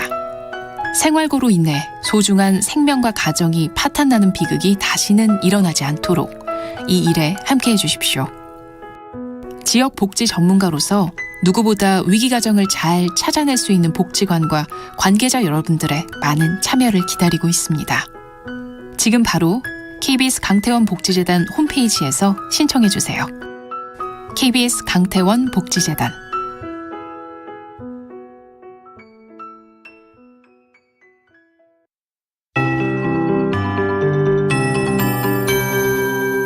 KBS 58분 날씨.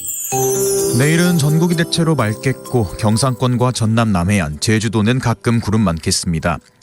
아침까지 강원 내륙 산지와 충북, 경북 내륙을 중심으로 가시거리 1km 미만의 안개 끼는 곳 있겠습니다. 기압골의 영향으로 오후에 서해 5도에는 5mm 내외의 비가 오겠고 모레 아침부터 낮 사이에는 강원 영동을 제외한 중부지방에 한때 비가 오는 곳 있겠습니다.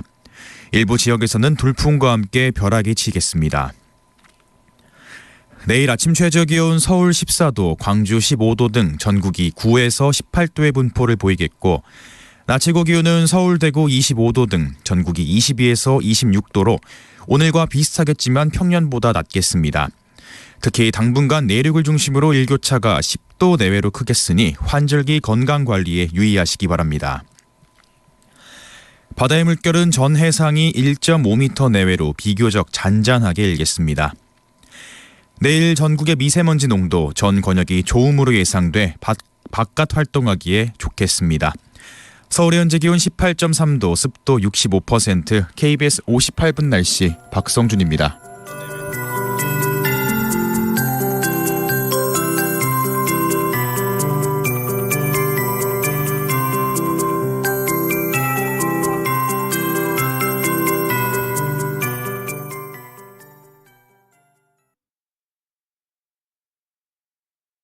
정성을 다하는 국민의 방송 KBS가 11시를 알려드립니다.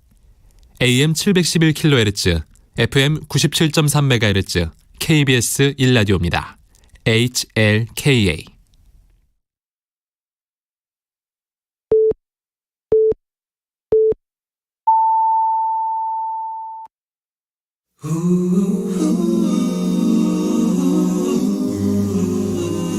이 밤 그냥 보내긴 아쉬우니까요. 당신의 하루의 끝까지 야무지게 채워드립니다. 당신의 지식 충전소 김성환의 시사야.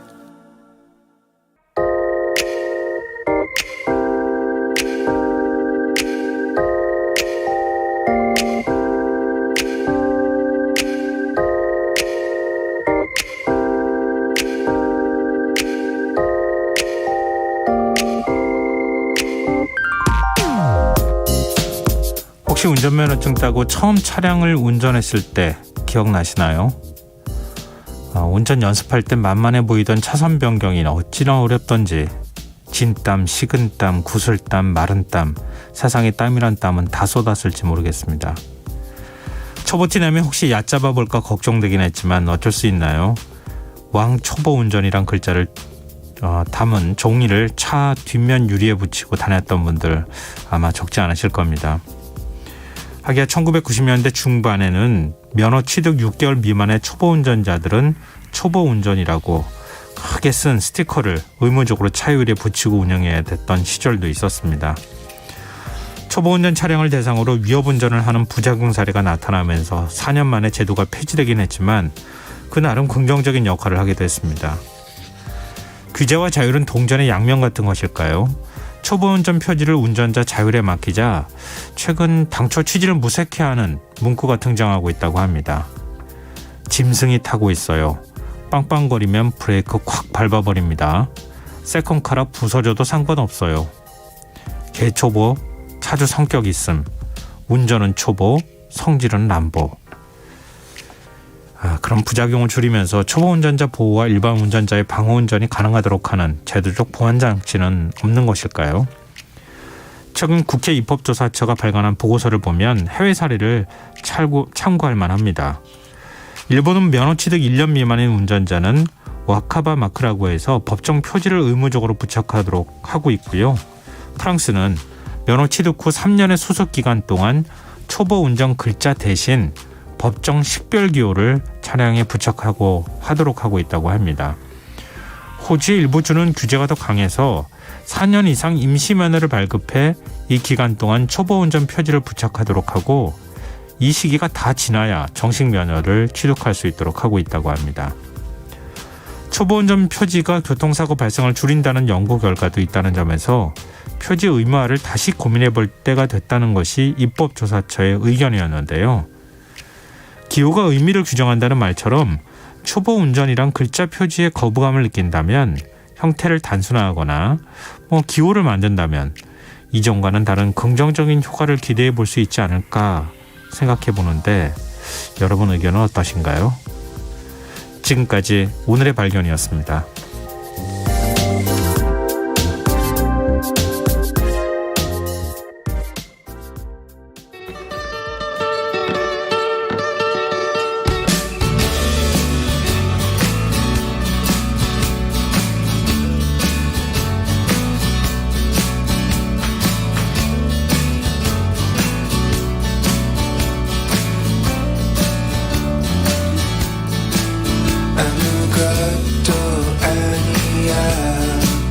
쳐다보지도 말거라.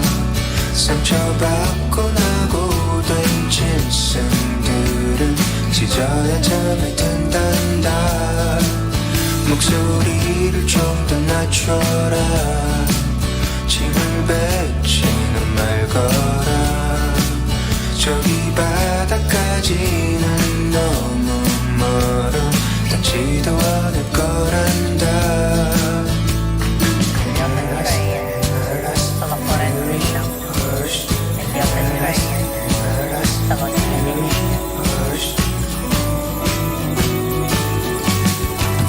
다른 볼도 그냥 내줘라. 약 맞추게 숙여대줘라. 붉게 붉힌 얼굴들 모두 너의 사랑이 필요하단다. 따라하게 그냥 놔둬라. 손 속에 먹혀버리게. 배경 없이 자라는 들풀들은 네 발을 보며 큰단다. 연료관을 쓰고서 여러분을 구하네. 이제 너는 나를 더 많이 안아줘야 할 거야. 조금씩 나를 더 알아가며 배워야 할 거야. 나의 어린 양들아.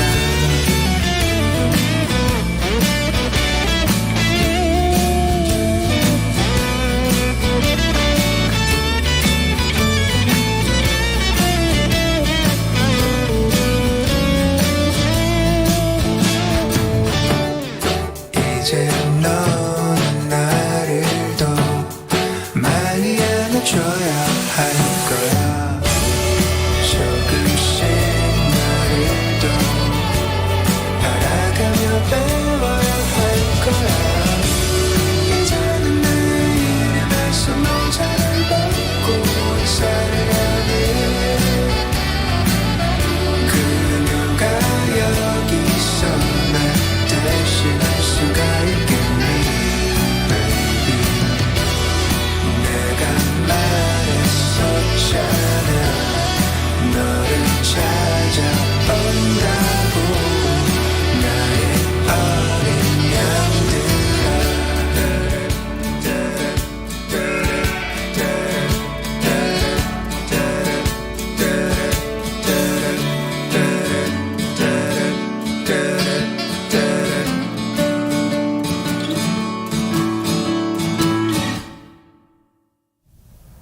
검정치마의 어린 양 들으셨습니다. 김성환의 시사회는 언제나 청취자 여러분의 관심과 참여 기다립니다. 오늘의 발견 들으시고요. 청취자분들께서 문자 주고 계시는데요. 2111 휴대전화 번호 쓰시는 청취자분께서 저도 7.8기 운전면허 겨우 따놓고 장롱 면허 되었는데 초보 운전자 외국처럼 식별부 주면 어떨까요? 이렇게 의견을 주셨습니다. 저도 그거 괜찮은 방법인 것 같아요. 이렇게 큼지막하게 이렇게 초보 운전 이렇게 달고 다니면, 이거 써붙이고 다니면 왠지 좀 면구스럽다 그래야 되나요? 좀 민망하기도 하고 좀 그래서 하고 싶은 마음이 좀 안 생기기도 할 것 같거든요. 그리고 또 그러면은 그것도 얕잡아 보려고 하는 사람들이 좀 생기지 않을까 싶은 생각도 좀 드는데요. 당연히 또 위협운전은 지금 또 처벌을 받을 수가 있으니까 사람들 사이에서 약속한 부호 같은 거 한번 만들어 보면 어떨까 이런 생각이 드네요. 8318님, 생명과 관계된 초보 안전 문구는 소개해 주신 외국의 경우를 참고로 시급히 개선이 필요하다고 생각했어요. 이런 의견 주시기도 하셨습니다. 그러게요. 초보 운전이 뭐 죄진 건 아니잖아요. 저도 초보 운전 시절이 있었거든요. 근데 조금 능숙해졌다고 해서 초보 운전자들 얕잡아보는 문화도 바뀌어야 될 것 같습니다. 뭐 오히려 초보 운전이라고 붙이고 다니면 운전을 더 조심스럽게 하시는 측면도 있을 것 같고요. 다른 일반 운전자들의 경우에는 방어 운전을 또 하실 수도 있잖아요. 국회 입법조사처 의견대로 한번 좀 검토해 볼 때가 되지 않았나 이런 생각이 듭니다. 네, 좋은 의견 보내주셔서 정말 감사드립니다. 계속해서 의견 많이 보내주십시오. 저희가 추첨해서 당첨된 분들께 모바일 쿠폰 선물로 드리겠습니다. 참여하실 문자번호는 샵9730이고요. 짧은 문자는 50원, 긴 문자는 100원의 정보 용료가 부과됩니다. 콩 게시판, KBS 라디오 유튜브 채널을 통해서도 무료로 참여하실 수 있습니다. KBS 라디오 김성환의 시사회와 함께하고 계신 지금 시각은 11시 9분입니다.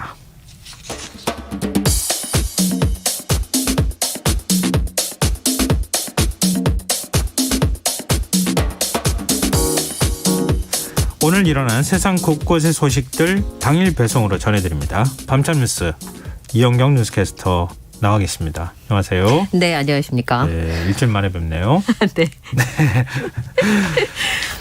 자, 코로나19 얘기 좀 해보죠. 네. 오미크론 변이에 대응하도록 개발된 개량 백신 접종이 다음 달 11일부터 시작된다고요? 네.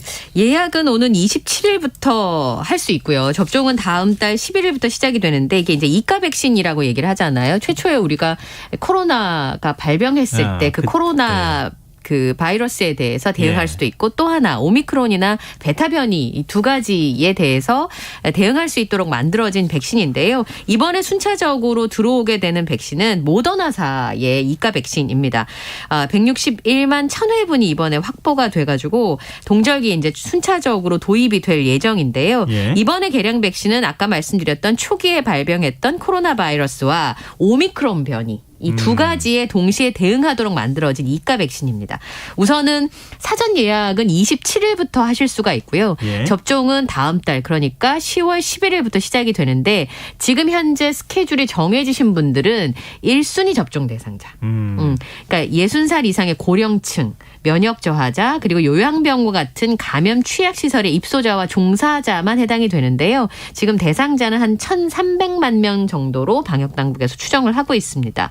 접종 간격은 마지막으로 접종하신 것으로부터 넉 달 혹은 확진받은 날로부터 넉 달 이후에는 접종을 하실 수가 있는데요. 확진받은 날로부터 넉 달 이후에는 접종을 하실 수가 있습니다. 네. 그런데 여기서부터 조금 귀 기울여 들어주시면 좋을 것 같은데 50대와 기저질환자 2순위예요. 예.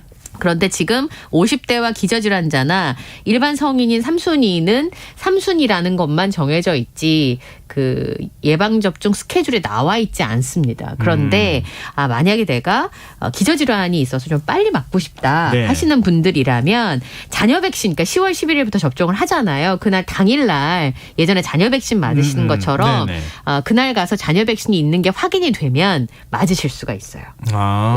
그런 방법이 있겠네요. 네.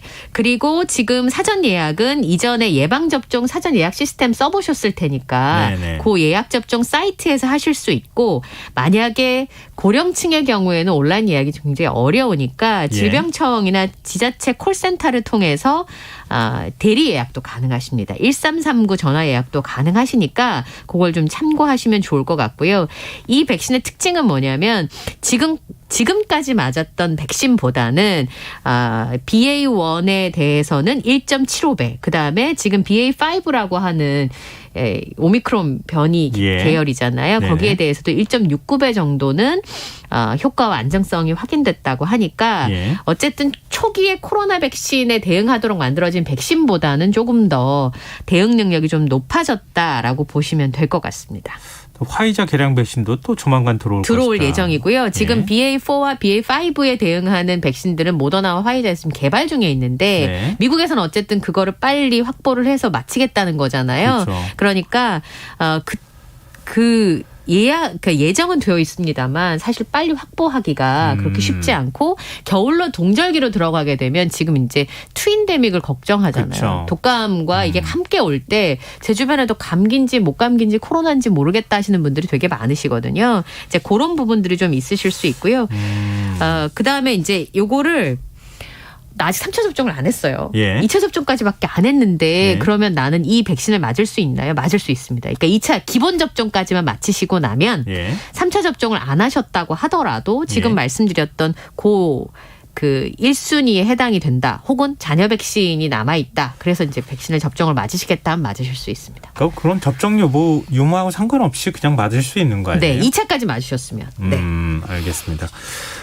근데 오늘부터 또 독감 무료 접종도 시작이 됐어요. 네, 오늘 뭐 많이 맞으러 오시진 않고 주로 이제 문의가 많으셨다고 해요. 이제 예. 오늘이 평일이다 보니까 사실 어린이들이 많이 해당 사항이 있잖아요. 그러다 그쵸. 보니까 오늘 많이 맞으러 오진 않았었는데 오늘부터 독감 무료 예방 접종이 순차적으로 진행이 되는데 무료 접종의 대상은 만 13세 이하의 어린이와 임신부, 그다음에 만 65세 이상의 고령층입니다. 접종은 주소지와 관계없이 가까운 보건소나 외탁 의료기관에서 하실 수 있고요. 그다음에 그거 물어보시더라고요. 네. 코로나 백신하고 동시에 예방 접종이 가능하냐? 동시에 맞으실 수는 있는데 네. 이게 부위를 예를 들어 오른팔에 맞았으면 왼팔에 맞는다. 이렇게 부위를 달리해서 동시에 맞으실 수도 있다고는 합니다. 그리고 위탁의료기관이나 예방접종 도우미 홈페이지를 통해서 어디 가서 맞으실 수 있는지는 적혀져 있고요. 예. 그다음에 다만 청소년이 올해부터 지원 대상에서 빠집니다. 그래서 청소년들도 만약에 독감 무료 접종, 그러니까 독감 백신을 접종하고 싶다고 하시면 이번에는 이제 돈을 내고 비용을 내시고 접종을 네. 하셔야 됩니다. 네.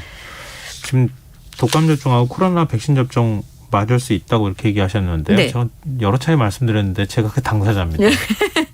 한꺼번에 맞으시는 게 좋습니다. 우리도 네. 방역 당국이 그렇게 권고하고 있기도 하고요. 예, 그래서 이제 가실 네. 때는요 신분증 가져가시고요. 임신부 같은 경우 산모수첩 지참하셔야 합니다. 날짜가 좀 헷갈리실 분들이 있을 것 같은데요. 네.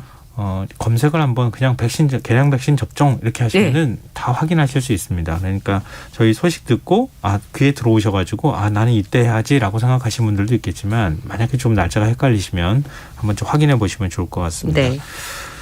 다음 뉴스로 넘어가 보겠습니다.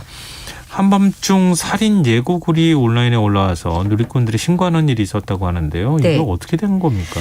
그러니까 이건 사실 확인을 좀 해봐야 되겠습니다. 사건 정황은 이렇습니다. 온라인 커뮤니티에 아버지를 살해하겠다. 죽이겠다 이런 네. 그 예고글이 올라와서 경찰이 체포를 했습니다. 이거는 네. 이제 오늘 오전 1시 47분에 온라인 커뮤니티에 아버지를 제가 읽기가 참 그래서 살해하러 가는 중이라는 제목과 함께 글이 올라왔었는데요.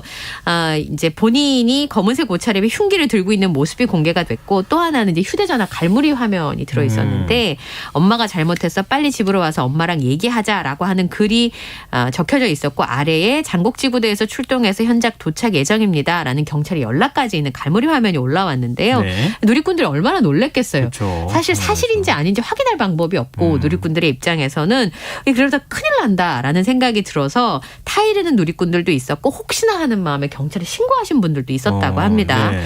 그리고 같은 내용의 신고가 여러 번 접수가 돼서 경찰이 사실 확인에 나섰고요. 그 집 근처에서 오토바이를 타고 있었다고 해요. 이 예. 글을 올린 사람이 예. 현장에서 체포를 했습니다. 그러면 사실 확인 결과는 어떻습니까? 현재까지로는 1시간 뒤에 상황 설명, 그러니까 수갑찬 사진을 올리면서 상황 설명한 글이 또 올라왔어요. 예. 네, 다시는 어그로 받기, 그러니까 자극적인 글을 올려서 관심을 받는 걸 어그로 받는다고 하잖아요. 어그로 받기 위해서 이런 글을 올리지 않겠습니다라고 하면서 수갑찬 사진이 올라왔는데 이 글을 올린 A씨 설명을 따르면 아버지가 술을 드시고 엄마한테 전화를 해서 예. 집이랑 차를 다 불태우고 심지어는 살해하겠다. 나도 죽겠다. 이렇게 얘기를 했다는 겁니다. 가족을 상대로 협박을 했다. 네. 예. 그러니까 아빠가 엄마와 예. 자신을 상대로 협박을 했다는 거죠. 예. 그래서 엄마가 울면서 전화 받아 뭐라고 했고 아버지가 본인에게 욕을 하면서 살해 위협을 했다는 겁니다. 근데 이런 일이 한두 번이 아니고 지난번에도 망치로 집을 부수거나 기분이 좋지 않으면 폭행이나 혹은 욕을 하거나 하는 것이 기본이었다라고 토로를 했는데 네. 신고를 경찰에 했지만 항상 경찰이 와서 아무 조치도 안 하고 갔고 네. 실제로 이런 글을 올리면 경찰이 제대로 일을 처리해 줄 것 같았다라고 하는 겁니다. 그래서 매번 이제 이런 신고를 할 때마다 경찰이 와서 아버지를 데리고 와서 조서 하나 받고 아무것도 안 하고 계속 풀어줬다는 거죠. 그래서 예. 접근 금지 요청을 해달라고 하니까 자신의 얘기를 들어주지 않아서, 그러니까 경찰의 처우에 불만이 계속 많았다라는 주장을 했습니다. 지금 경찰의 신고만 100건이 넘게 들어가고 예. 이번에는 어쨌든 존속 살인 예비 혐의로 체포가 된 상황이고요. 예. 경찰에서는 아버지와 관련된 가정폭력 등의 경찰 신고 기록이 현재까지 확인이 된 게 없다고 합니다. 그리고 네. 이 아버지, 무슨 얘기예요? 그러니까 이 내용을 확인을 해봐야 된다는 거죠. 그러니까 이 A 씨가 체포가 돼서 얘기를 들어보니까 이런 같은 내용으로 이 사람이 이렇게 주장하지만 실제로 경찰에 신고가 네. 된 적이 없다는 거죠. 거잖아요. 그리고 또 하나는 범행 이유에 대해서는 아버지와 통화를 하면서 아버지한테 꾸지람을 이 경찰의 설명입니다.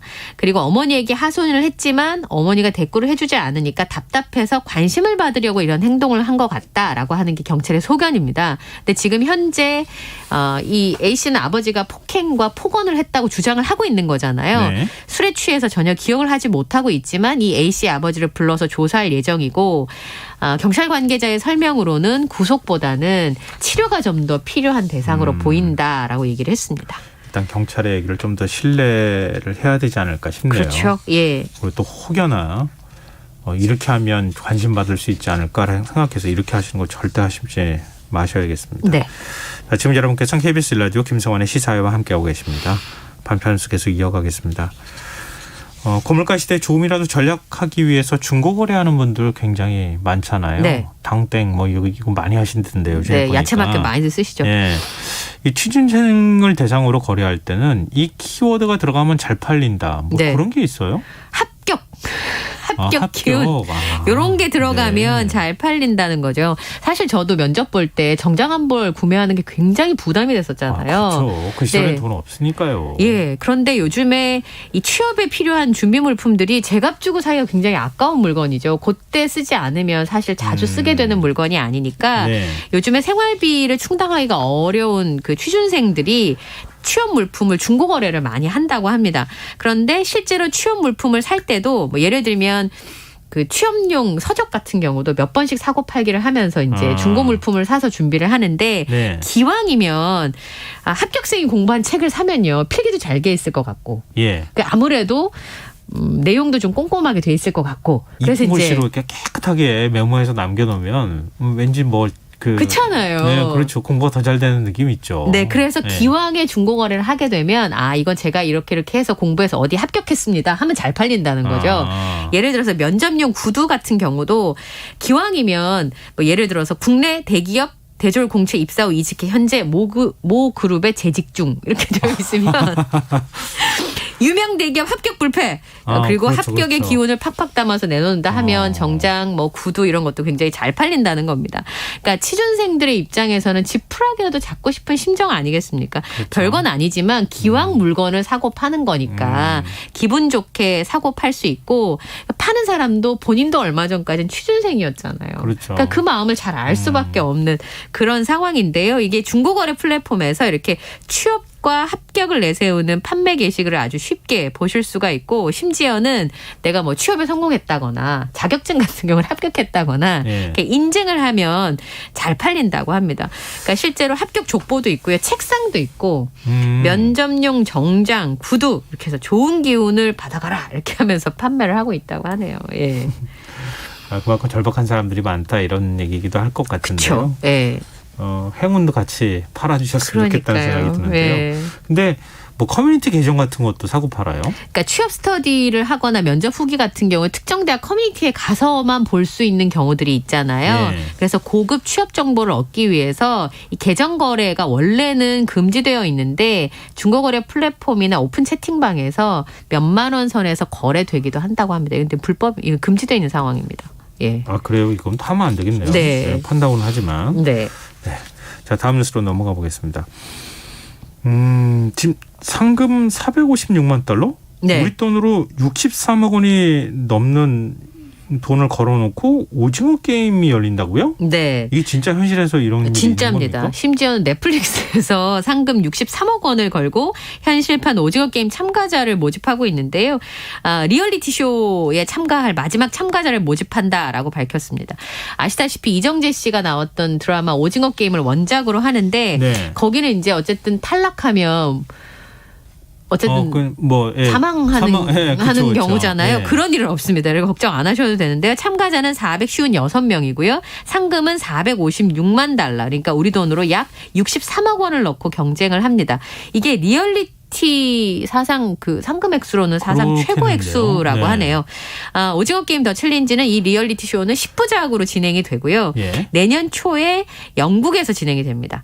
탈락한 참가자들이 사망하는 것을 제외하고는 게임과 진행 방식이 원작과 비슷하게 진행이 될 예정이라고 우리나라 하고요. 게임을 하는 거예요? 아마도 그럴 것 같은데 여기다가 넷플릭스 측에서 새로운 게임을 추가할 가능성도 있다고 합니다. 예. 참가할 수 있는 자격 조건은요. 영어가 가능한 21살 이상의 성인이고 국적이나 거주지 관계없이 누구나 지원을 할 수가 있습니다. 지금 넷플릭스 공식 사이트에서 지원을 할 수 있고요. 이기든 지든 모든 참가자는 다치지 않고 떠날 수 있지만 이긴다면 크게 이길 것이다. 수백 명의 참가자를 이미 선발했지만 아직 자리가 남아있다. 이렇게 설명을 하고 있습니다. 벌써 시작을 했군요. 선발하는 거를. 요걸 다시 또 어떻게 해가지고 이 오징어 게임 2 찍는다고 하죠? 네. 다시 또 대성공을 거뒀으면 좋겠다 이런 바람이 드네요. 자, 마지막 수로 가겠습니다. 참 방탄소년단의 부상 무료 콘서트. 참 너무 얘기가 많습니다. 예, 그러게요. 뭐 숙소 가격이 천정부지로 네. 뛰어올랐다부터 시작해가지고 장소를 옮겼다더라. 정말 많은 얘기가 있었는데 이게 무료 티켓인데 네. 온라인에서 80만 원에 팔리고 있다는 얘기가 이게 사실입니까? 예, 지금 가격이 천차만별이긴 한데요. 사실은 이게 무료 공연이니까 예약 티켓을 돈을 받고 거래를 할 수가 없게 되어 있는데 그런 경우가 확인이 돼서 논란이 되고 있습니다. 중고거래 사이트에 BTS 부산 콘서트 티켓을 판다라는 글이 수십 개가 올라와 있는 것이 확인이 됐는데요.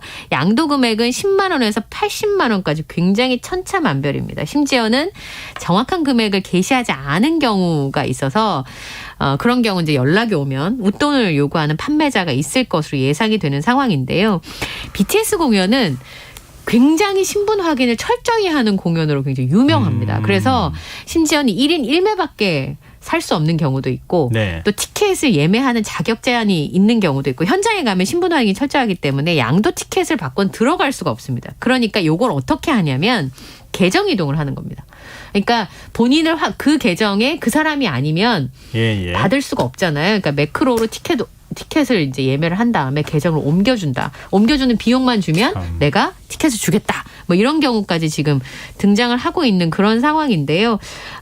이제 소속사 측에서는 비정상적인 방법이나 안표를 목적으로 예매하는 경우는 사전 통보 없이 예약 취소하겠다라고 얘기를 하고 있습니다만 현장에서 또 그런 일이 생길까 봐 굉장히 안타깝네요. 예.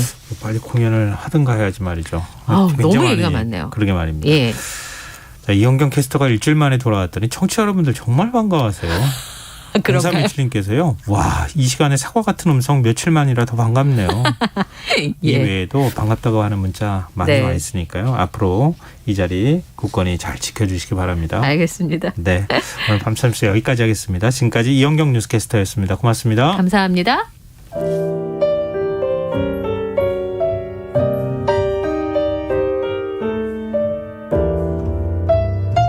내일의 품격. 김성환의 시사야에서 챙겨가세요. 하루를 마무리하는 시간 꺼내보는 당신의 지식 창고. KBS 일라디오 김성환의 시사야.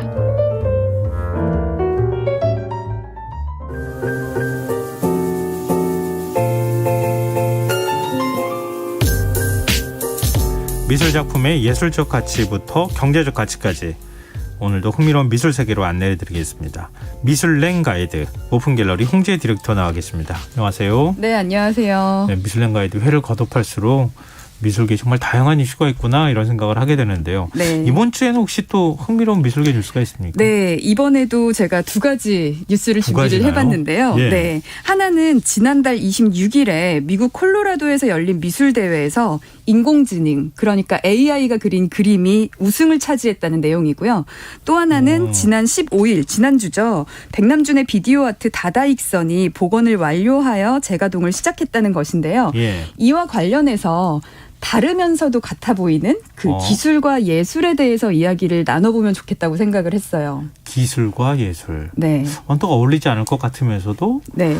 뭔가 서로 맞닿는 지점이 있을 것 같은 이 네. 묘한 주제 두 가지 사건을 통해 가지고 풀어주신다는 얘기인데요. 네. 그럼 이슈 어떤 거? 인공지능에 대한 얘기부터 먼저 해주실래요? 네, 그럴까요? 네. 지난달 말에 있었던 인공지능 사건인데요. 미국 콜로라도 주립 박람회 미술 대회가 열렸습니다. 네. 여기에 제이슨 앨런이라는 게임 기획자가요. 디지털 아트 부분에 출품했던 그림이 우승을 했는데요. 이슈가 된 것은 이 이미지를 미드저니라고 하는 AI 프로그램을 통해서 생성했다는 사실입니다. 그러니까 AI가 그린 거잖아요. 네, 이 미드저니가요. 어떤 프로그램이냐면요. 텍스트로 된 문구를 입력을 하면 몇 초 만에 이미지로 바꿔주는 프로그램이라고 해요. 물론 텍스트를 무엇을 입력하느냐에 따라서 다르게 나오겠지만 네. 어쨌든 내가 그림을 그리거나 이미지를 편집을 해서 조합하거나 하는 게 아니라 텍스트로 이미지를 생성하게 되는 프로그램이죠. 이를 두고 작가가 단 한 번의 붓질조차 하지 않은 작품이 우승을 차지하는 게 정당하냐 이런 논란이 있었습니다. 예. 여기에 수상자인 제이스 앨런이요.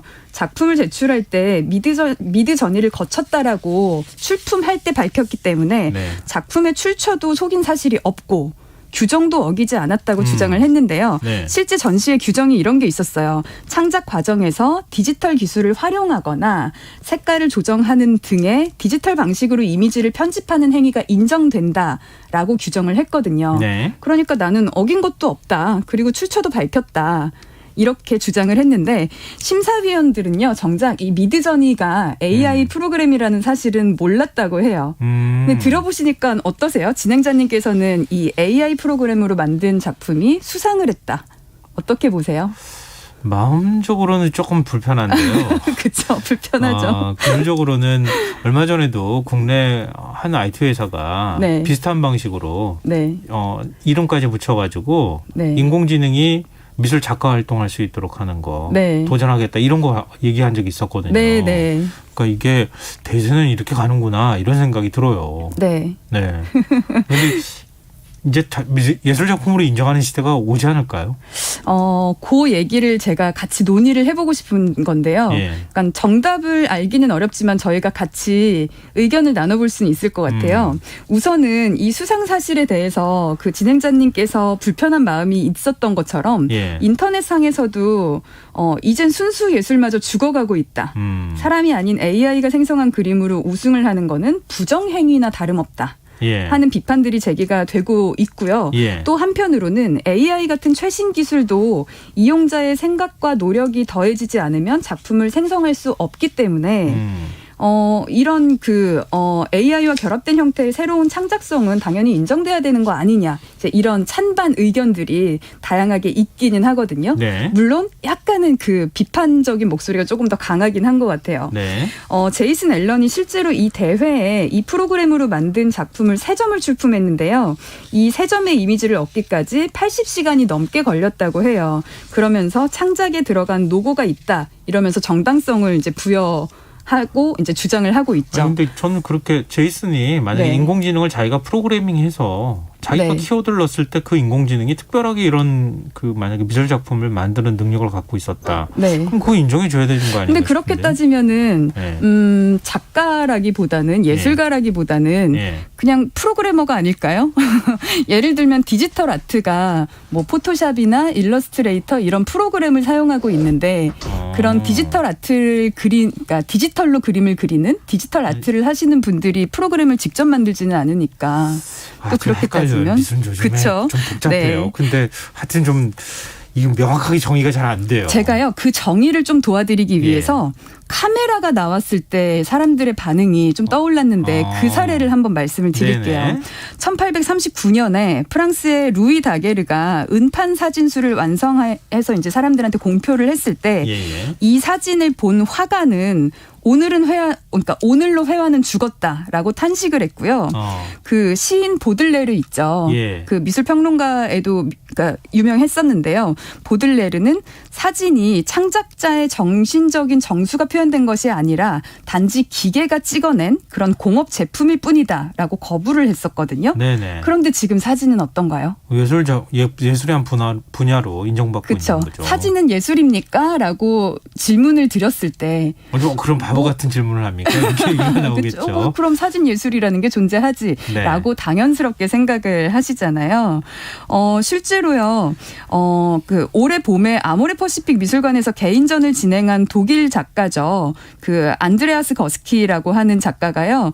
그러니까 사진 작품들 중에서 가장 높은 금액을 기록을 하고 있는데 그 작가의 작품은 47억 원에 낙찰된 바가 있고요. 예. 영화 속 여배우들의 스테레오타입을 표현하는 그 현대미술가 신디 셔먼의 작품도 40억이 넘고요. 우리나라에도 구본창, 배병우 같은 유명한 사진 작가들이 있죠. 예. 네, 카메라가 처음 나왔을 때의 반응과 수백 년이 지난 지금의 그 사진이 예술로서 기능하는 거를 고려를 해봤을 때 AI는 어떨까? AI에 관한 거부감이 계속해서 100년, 200년 뒤에도 계속 거부감이 있을까 하고 생각해 볼 수는 있을 것 같아요. 맞아요. 뭔가 좀 바뀔 것 같기는 해요. 네. 왜냐하면 인공지능이 바둑 했을 때 그렇게 이세돌 구단이 이길 거라고는 상상을 못했거든요. 네. 근데 이겨가지고 네. 이제 버젓이 그냥 하고 있잖아요. 네. 그거랑 비슷할 것 같아요. 그럴 수 있죠. 근데 저는요, 인공지능이라는 것이 예술가로 기능하는가 아니면 예술가는 별도로 존재하는데 그 예술가가 쓰는 도구로 존재하는가 차이가 있다고는 생각을 하는데요. 지금 아마 AI가 그린 작품이 우승을 했다라는 거에 있어서 불편함은 작가라는 주체는 배제가 되고 AI가 아티스트야? 이제는 인간이 아니라 인공지능이 그림을 그려서 상을 타는 세상이 되네? 이렇게 인식되기 때문에 불편함이 있는 것 같거든요. 네네, 맞아요. 네. 예. 제가 오늘 이 기술과 예술에 대해서 이야기를 할 때 빼놓을 수 없는 꼭 말씀드리고 싶은 미학가가 한 명이 있는데요. 예, 누구요? 독일의 철학가이자 미학가인 발터 베냐민이라는 사람이요. 네네. 기술복제 시대의 예술작품이라는 그의 저서에서 사진이나 영화가 예술인지 만약에 그렇다면 어떤 점에서 그렇게 부를 수 있을지 이제 밝힌 적이 있었는데요. 네. 예술이라는 게 단순히 눈으로 보이는 것 이외에 본질이나 감정 따위를 예술가의 독자적 손을 빌어서 표현한 것이라고 그 이전에는 믿었었기 때문에 네. 카메라는 그냥 뭐 셔터 한 번 누르면 현실을 단순 복제하는 건데 이런 걸 예술이라고 할 수 없다라는 그 비판적인 시각이 만연한 시기에 이런 기술복제 시대의 예술이라는 저서를 통해서 이제 한 획을 그은 미학가인데요. 네. 이 사람이 이야기를 한 거는요. 우선은 예술 작품에 있는 아우라에 대한 설명을 합니다. 네. 예술 작품이 세상에 하나밖에 존재하지 않잖아요. 네. 그러니까 그 작품을 볼 수 있는 사람은 그 작품이 존재하는 그 장소, 그 시기에만 가서 볼 수 있다 보니까 고유한 가치를 가진 유일한 것이기 때문에 아우라가 있다는 거죠.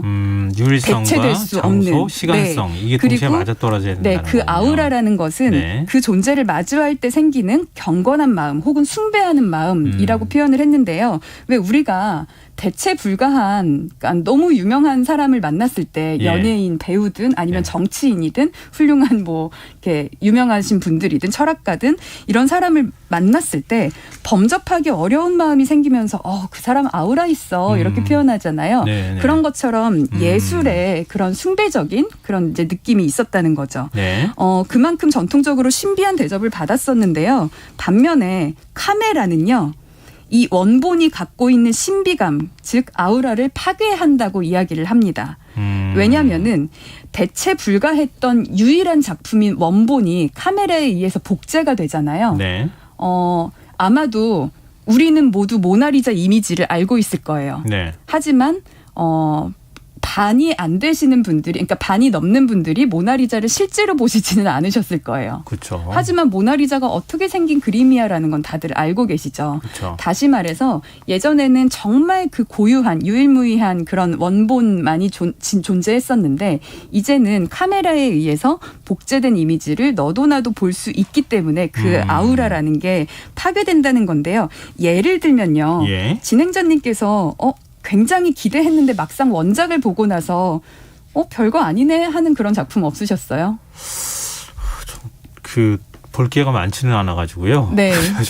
근데 르네 마그리트 미술관을 간 적이 있어요. 네. 갔는데 굉장히 기대를 하고 갔는데 네. 사진하고 별 차이가 없는 느낌이 든 적은 있어요. 그렇죠. 이미 네. 봤기 때문에 기대를 네. 더하고 갔기 또 때문에. 그 작품 자체가 약간 좀 초현실주의여가지고 네. 사진 같은 느낌이 조금 있어서. 네. 뭐 마띠엘이라거나 뭐 붓질이라거나 이런 게 굉장히. 근데 저는요, 붓질이 굉장히 투박하게 있는 작품임에도 불구하고 비슷한 경험을 한 적이 있는데 그 모마에서 고흐의 별이 빛나는 밤을 엄청나게 기대하고 가서 봤어요. 누구나도 다 마찬가지죠. 네, 뉴욕 현대미술관에서. 근데 제가 이 작품을 너무 좋아해서 예전에 구글 아트 프로젝트라고 해서 2만 픽셀인가 초고해상도로 이미지를 제공을 한 적이 있거든요. 네. 확대를 하면요, 그 물감에 붙은 붓의 털까지도 막 다 보이는 거예요. 완전히. 그러니까 눈으로 보이는 것보다 거의 현미경으로 보는 것처럼 생생하게 볼 수 있는 것들을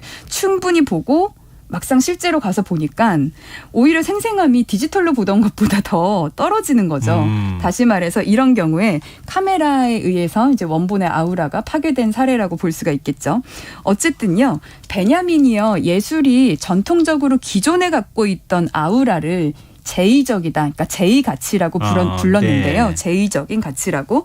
근데 이제는 예술의 그 제의 가치가 사라지고 전시 가치만 남았다고 했어요. 근데 이 전시 가치를 가장 극대화해서 가질 수 있는 매체는 사진이잖아요. 네. 왜냐하면 전시 가치라고 한다면 작품은 여러 군데 한 군데밖에 못 걷는데 사진 작품은 여러 군데 막 동시에 한국과 유럽과 미국의 동일한 사진을 전시해서 걸 수가 있잖아요. 그렇죠. 게다가 이 한국, 유럽, 미국 중 어디에서 전시되는 사진이 원본일까요?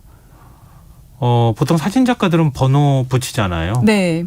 근데 다 똑같은 원본이긴 한데. 그렇죠. 번호는 있지만 번호는 어떤 게 있겠죠. 원본이냐라고 했을 때 다 원작이라고 할 수는 있겠죠. 그렇겠네요. 그렇죠? 네. 네.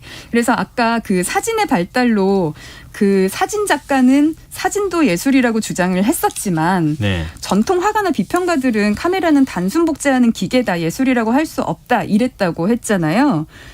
네. 네, 즉 이제 사람들이 사진은 예술인가라는 질문에 대해서 이런 찬반 토론을 할 때요, 베냐민이 이런 질문을 합니다. 네. 사진의 발명으로 인해서 예술은 어떻게 바뀌었는가라고요. 다시 말해서 사진은 예술입니까? 라고 사람들이 막 싸울 때, 즉 인공지능이 만든 작품은 예술입니까? 라고 싸울 때 예술은 기술에 의해서 어떻게 변화하는가, 전통적인 예술의 범주가 사진의 발명으로 인해서 어떻게 바뀌었는가라는 이렇게 시각을 열어두는 질문을 했다는 거죠. 네. 저는 이게 되게 별거 아니어 보이지만 천재적인 사고라고 생각이 들었는데요. 매번 새로운 기술이 발명이 될 때마다 이것이 예술이냐 아니냐라는 질문 대신에 똑같이 활용을 할 수가 있거든요. 저는 청취자분들께서 오늘 조금 어렵게 느끼실 수도 있는데 그냥 딱 오늘 이 한 사람과 한 문장만 기억하셔도 좋다고 생각을 해요. 그러니까 발터 베냐민이라는 미학가가 그것이 예술이냐 아니냐라는 질문 대신에 그로 인해서 예술의 지형이 어떻게 바뀌었는가라는 질문을 던졌다. 이것이 모든 기술에 대한 논란에서 쓰일 수가 있다고 생각이 들거든요. 즉, 뭐 한때 뜨거웠던, 그리고 뭐 아직도 여전히 궁금하실 뭐 NFT, 메타버스, 네. 방금 얘기했던 인공지능, 비디오 아트, 또 방금 얘기한 사진은요, 심지어 사진이 지금은 사진 예술이라고 다들 생각하시잖아요. 네. 디지털 카메라 나왔을 때는 필름으로 인화하는 것만이 예술이다 하면서 그때도 또 이런 찬반 논란이 또 맞아요. 있었고요. 똑같이 늘 복제할 수 있는 것 있었으니까. 같아요. 그래서 어떤 기술을 적용하든 그 예술의 논란은 늘 나오게 될 텐데요. 이때마다 발터 베냐민이 던졌던 그 질문을 그대로 던져보시면 어떨까 하는 생각이 듭니다. 그러면 인공지능 기술로 예술의 지형이 어떻게 변화할 것인가? 네. 이렇게 질문 던지면 어떻게 돼요?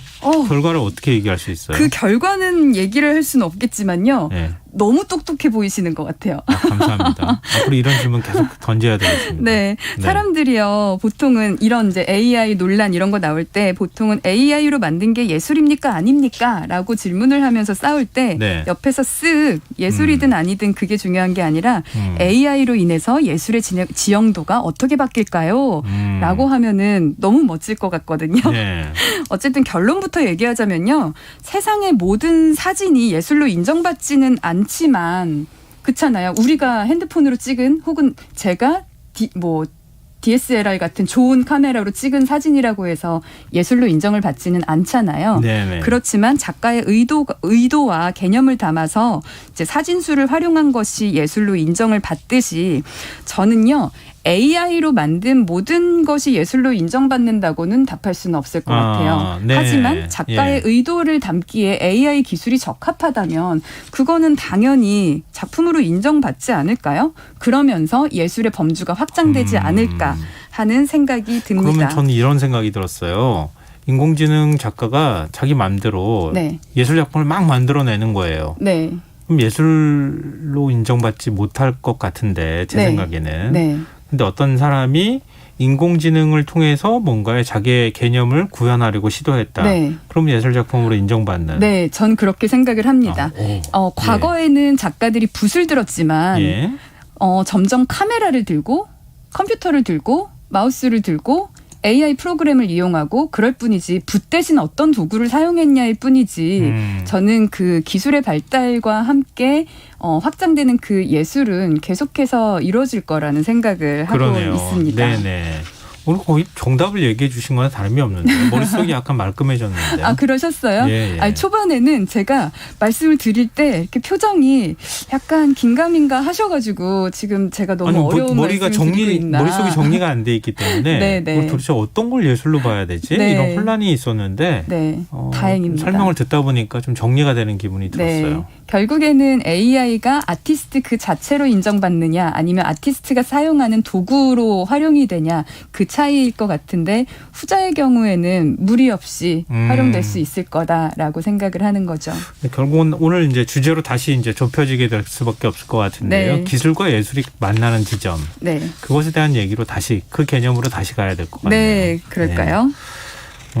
그 아까 말씀드렸던 그 두 가지 뉴스 중에 예. 다른 뉴스를 우리가 지금 말씀을 못 드렸는데 한 가지 더요. 네, 예. 백남준의 그 비디오 예. 아트가 다다익선이 그 재가동을 했다는 말씀을 살짝 앞서 드렸잖아요. 뉴스에서 사실 보고 좀 반갑기도 보셨어요? 하고 그랬어요. 아마 네. 많은 분들이 아실 거예요. 네, 맞아요. 그게 이제 1988년도 작품인데 예. 1000세대 그 1000세대의 텔레비전을 마치 이렇게 다슬기 모양으로 네, 굉장히 빙글빙글 유명하죠. 돌려서 과천 국립현대미술관에 가면 18m가 넘게 쌓아 올려진 비디오 아트인데요. 예. 이게 브라운관 모니터의 노후화로 2018년 2월에 가동을 중단을 했고 2022년까지 보존 복원을 추진하겠다라고 밝혔고 지난주 목요일 9월 15일에 재가동을 시작을 했는데요.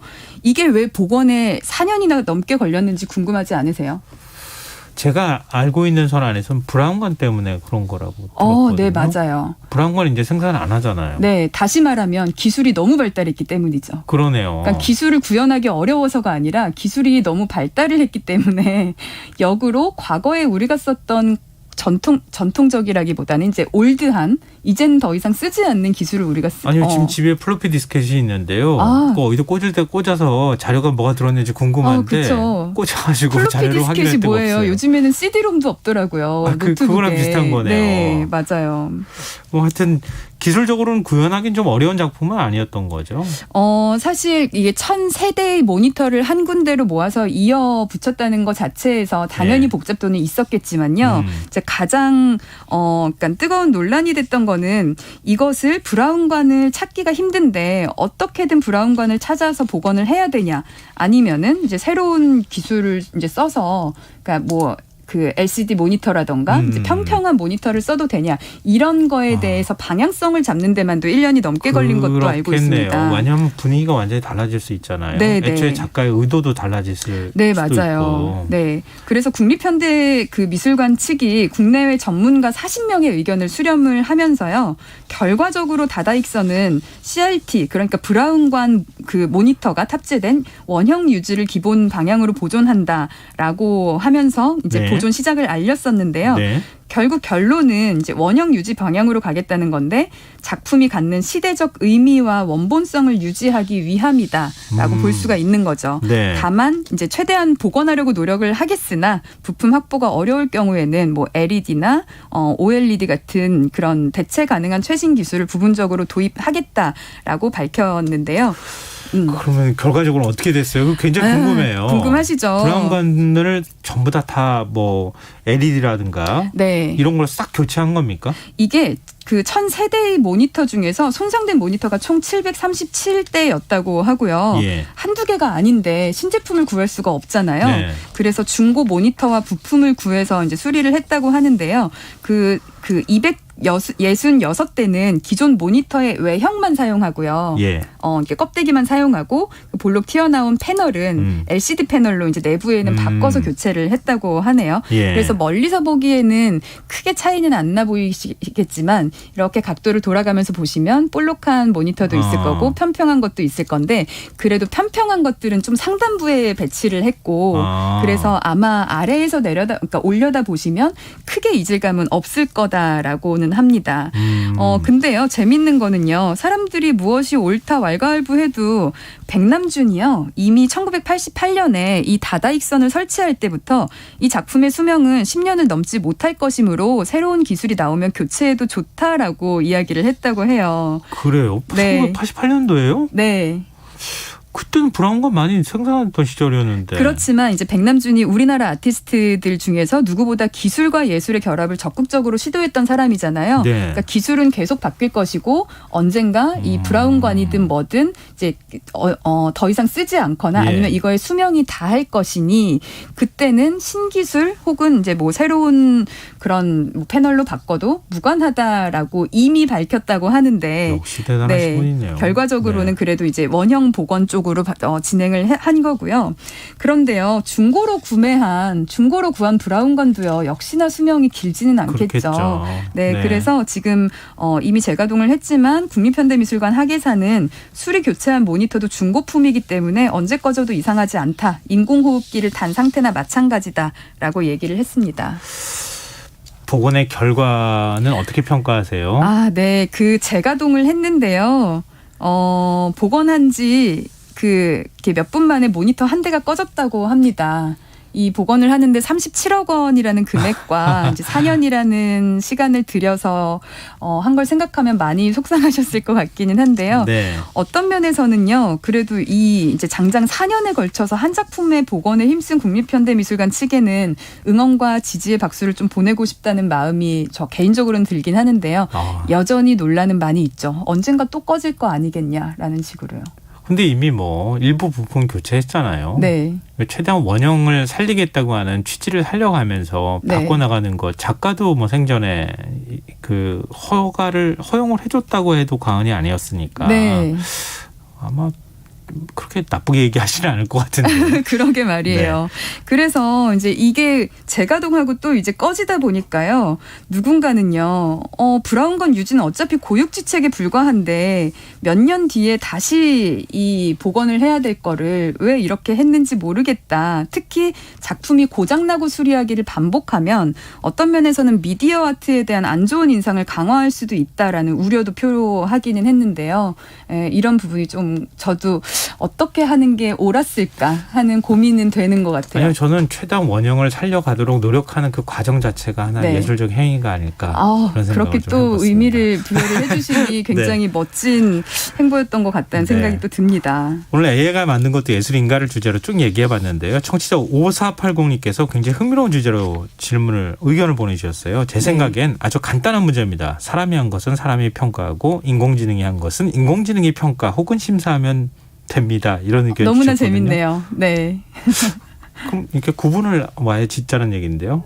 사람 대회상하고 인공지능 대회상을 구분해야 될 것 같은데요. 그런 상 하나 만들어도 재밌을 것 같은데요. 인공지능 심사위원이 심사를 하는. 홍재 디렉터께서 한번 만들어 보시면 어떨까요? 네, 한번 노력해 보겠습니다. 그러니까 기술과 예술은 이렇게 정반합처럼 서로 영향을 주면서 계속 뭔가 이렇게 발전하고 움직여가는 거 아닌가 이런 생각을 오늘 다시 한번 하게 된 것 같습니다. 네. 굉장히 의미 있는 시간이었던 것 같습니다. 오늘 미술랭 가이드 오픈 갤러리 홍재 디렉터와 함께했습니다. 오늘 말씀 고맙습니다. 네, 감사합니다. 김성환의 시사야 오늘 순서 여기서 마칩니다. 모바일 쿠폰 당첨자는 홈페이지 공지사항에서 확인하실 수 있습니다. 편안한 밤 되십시오.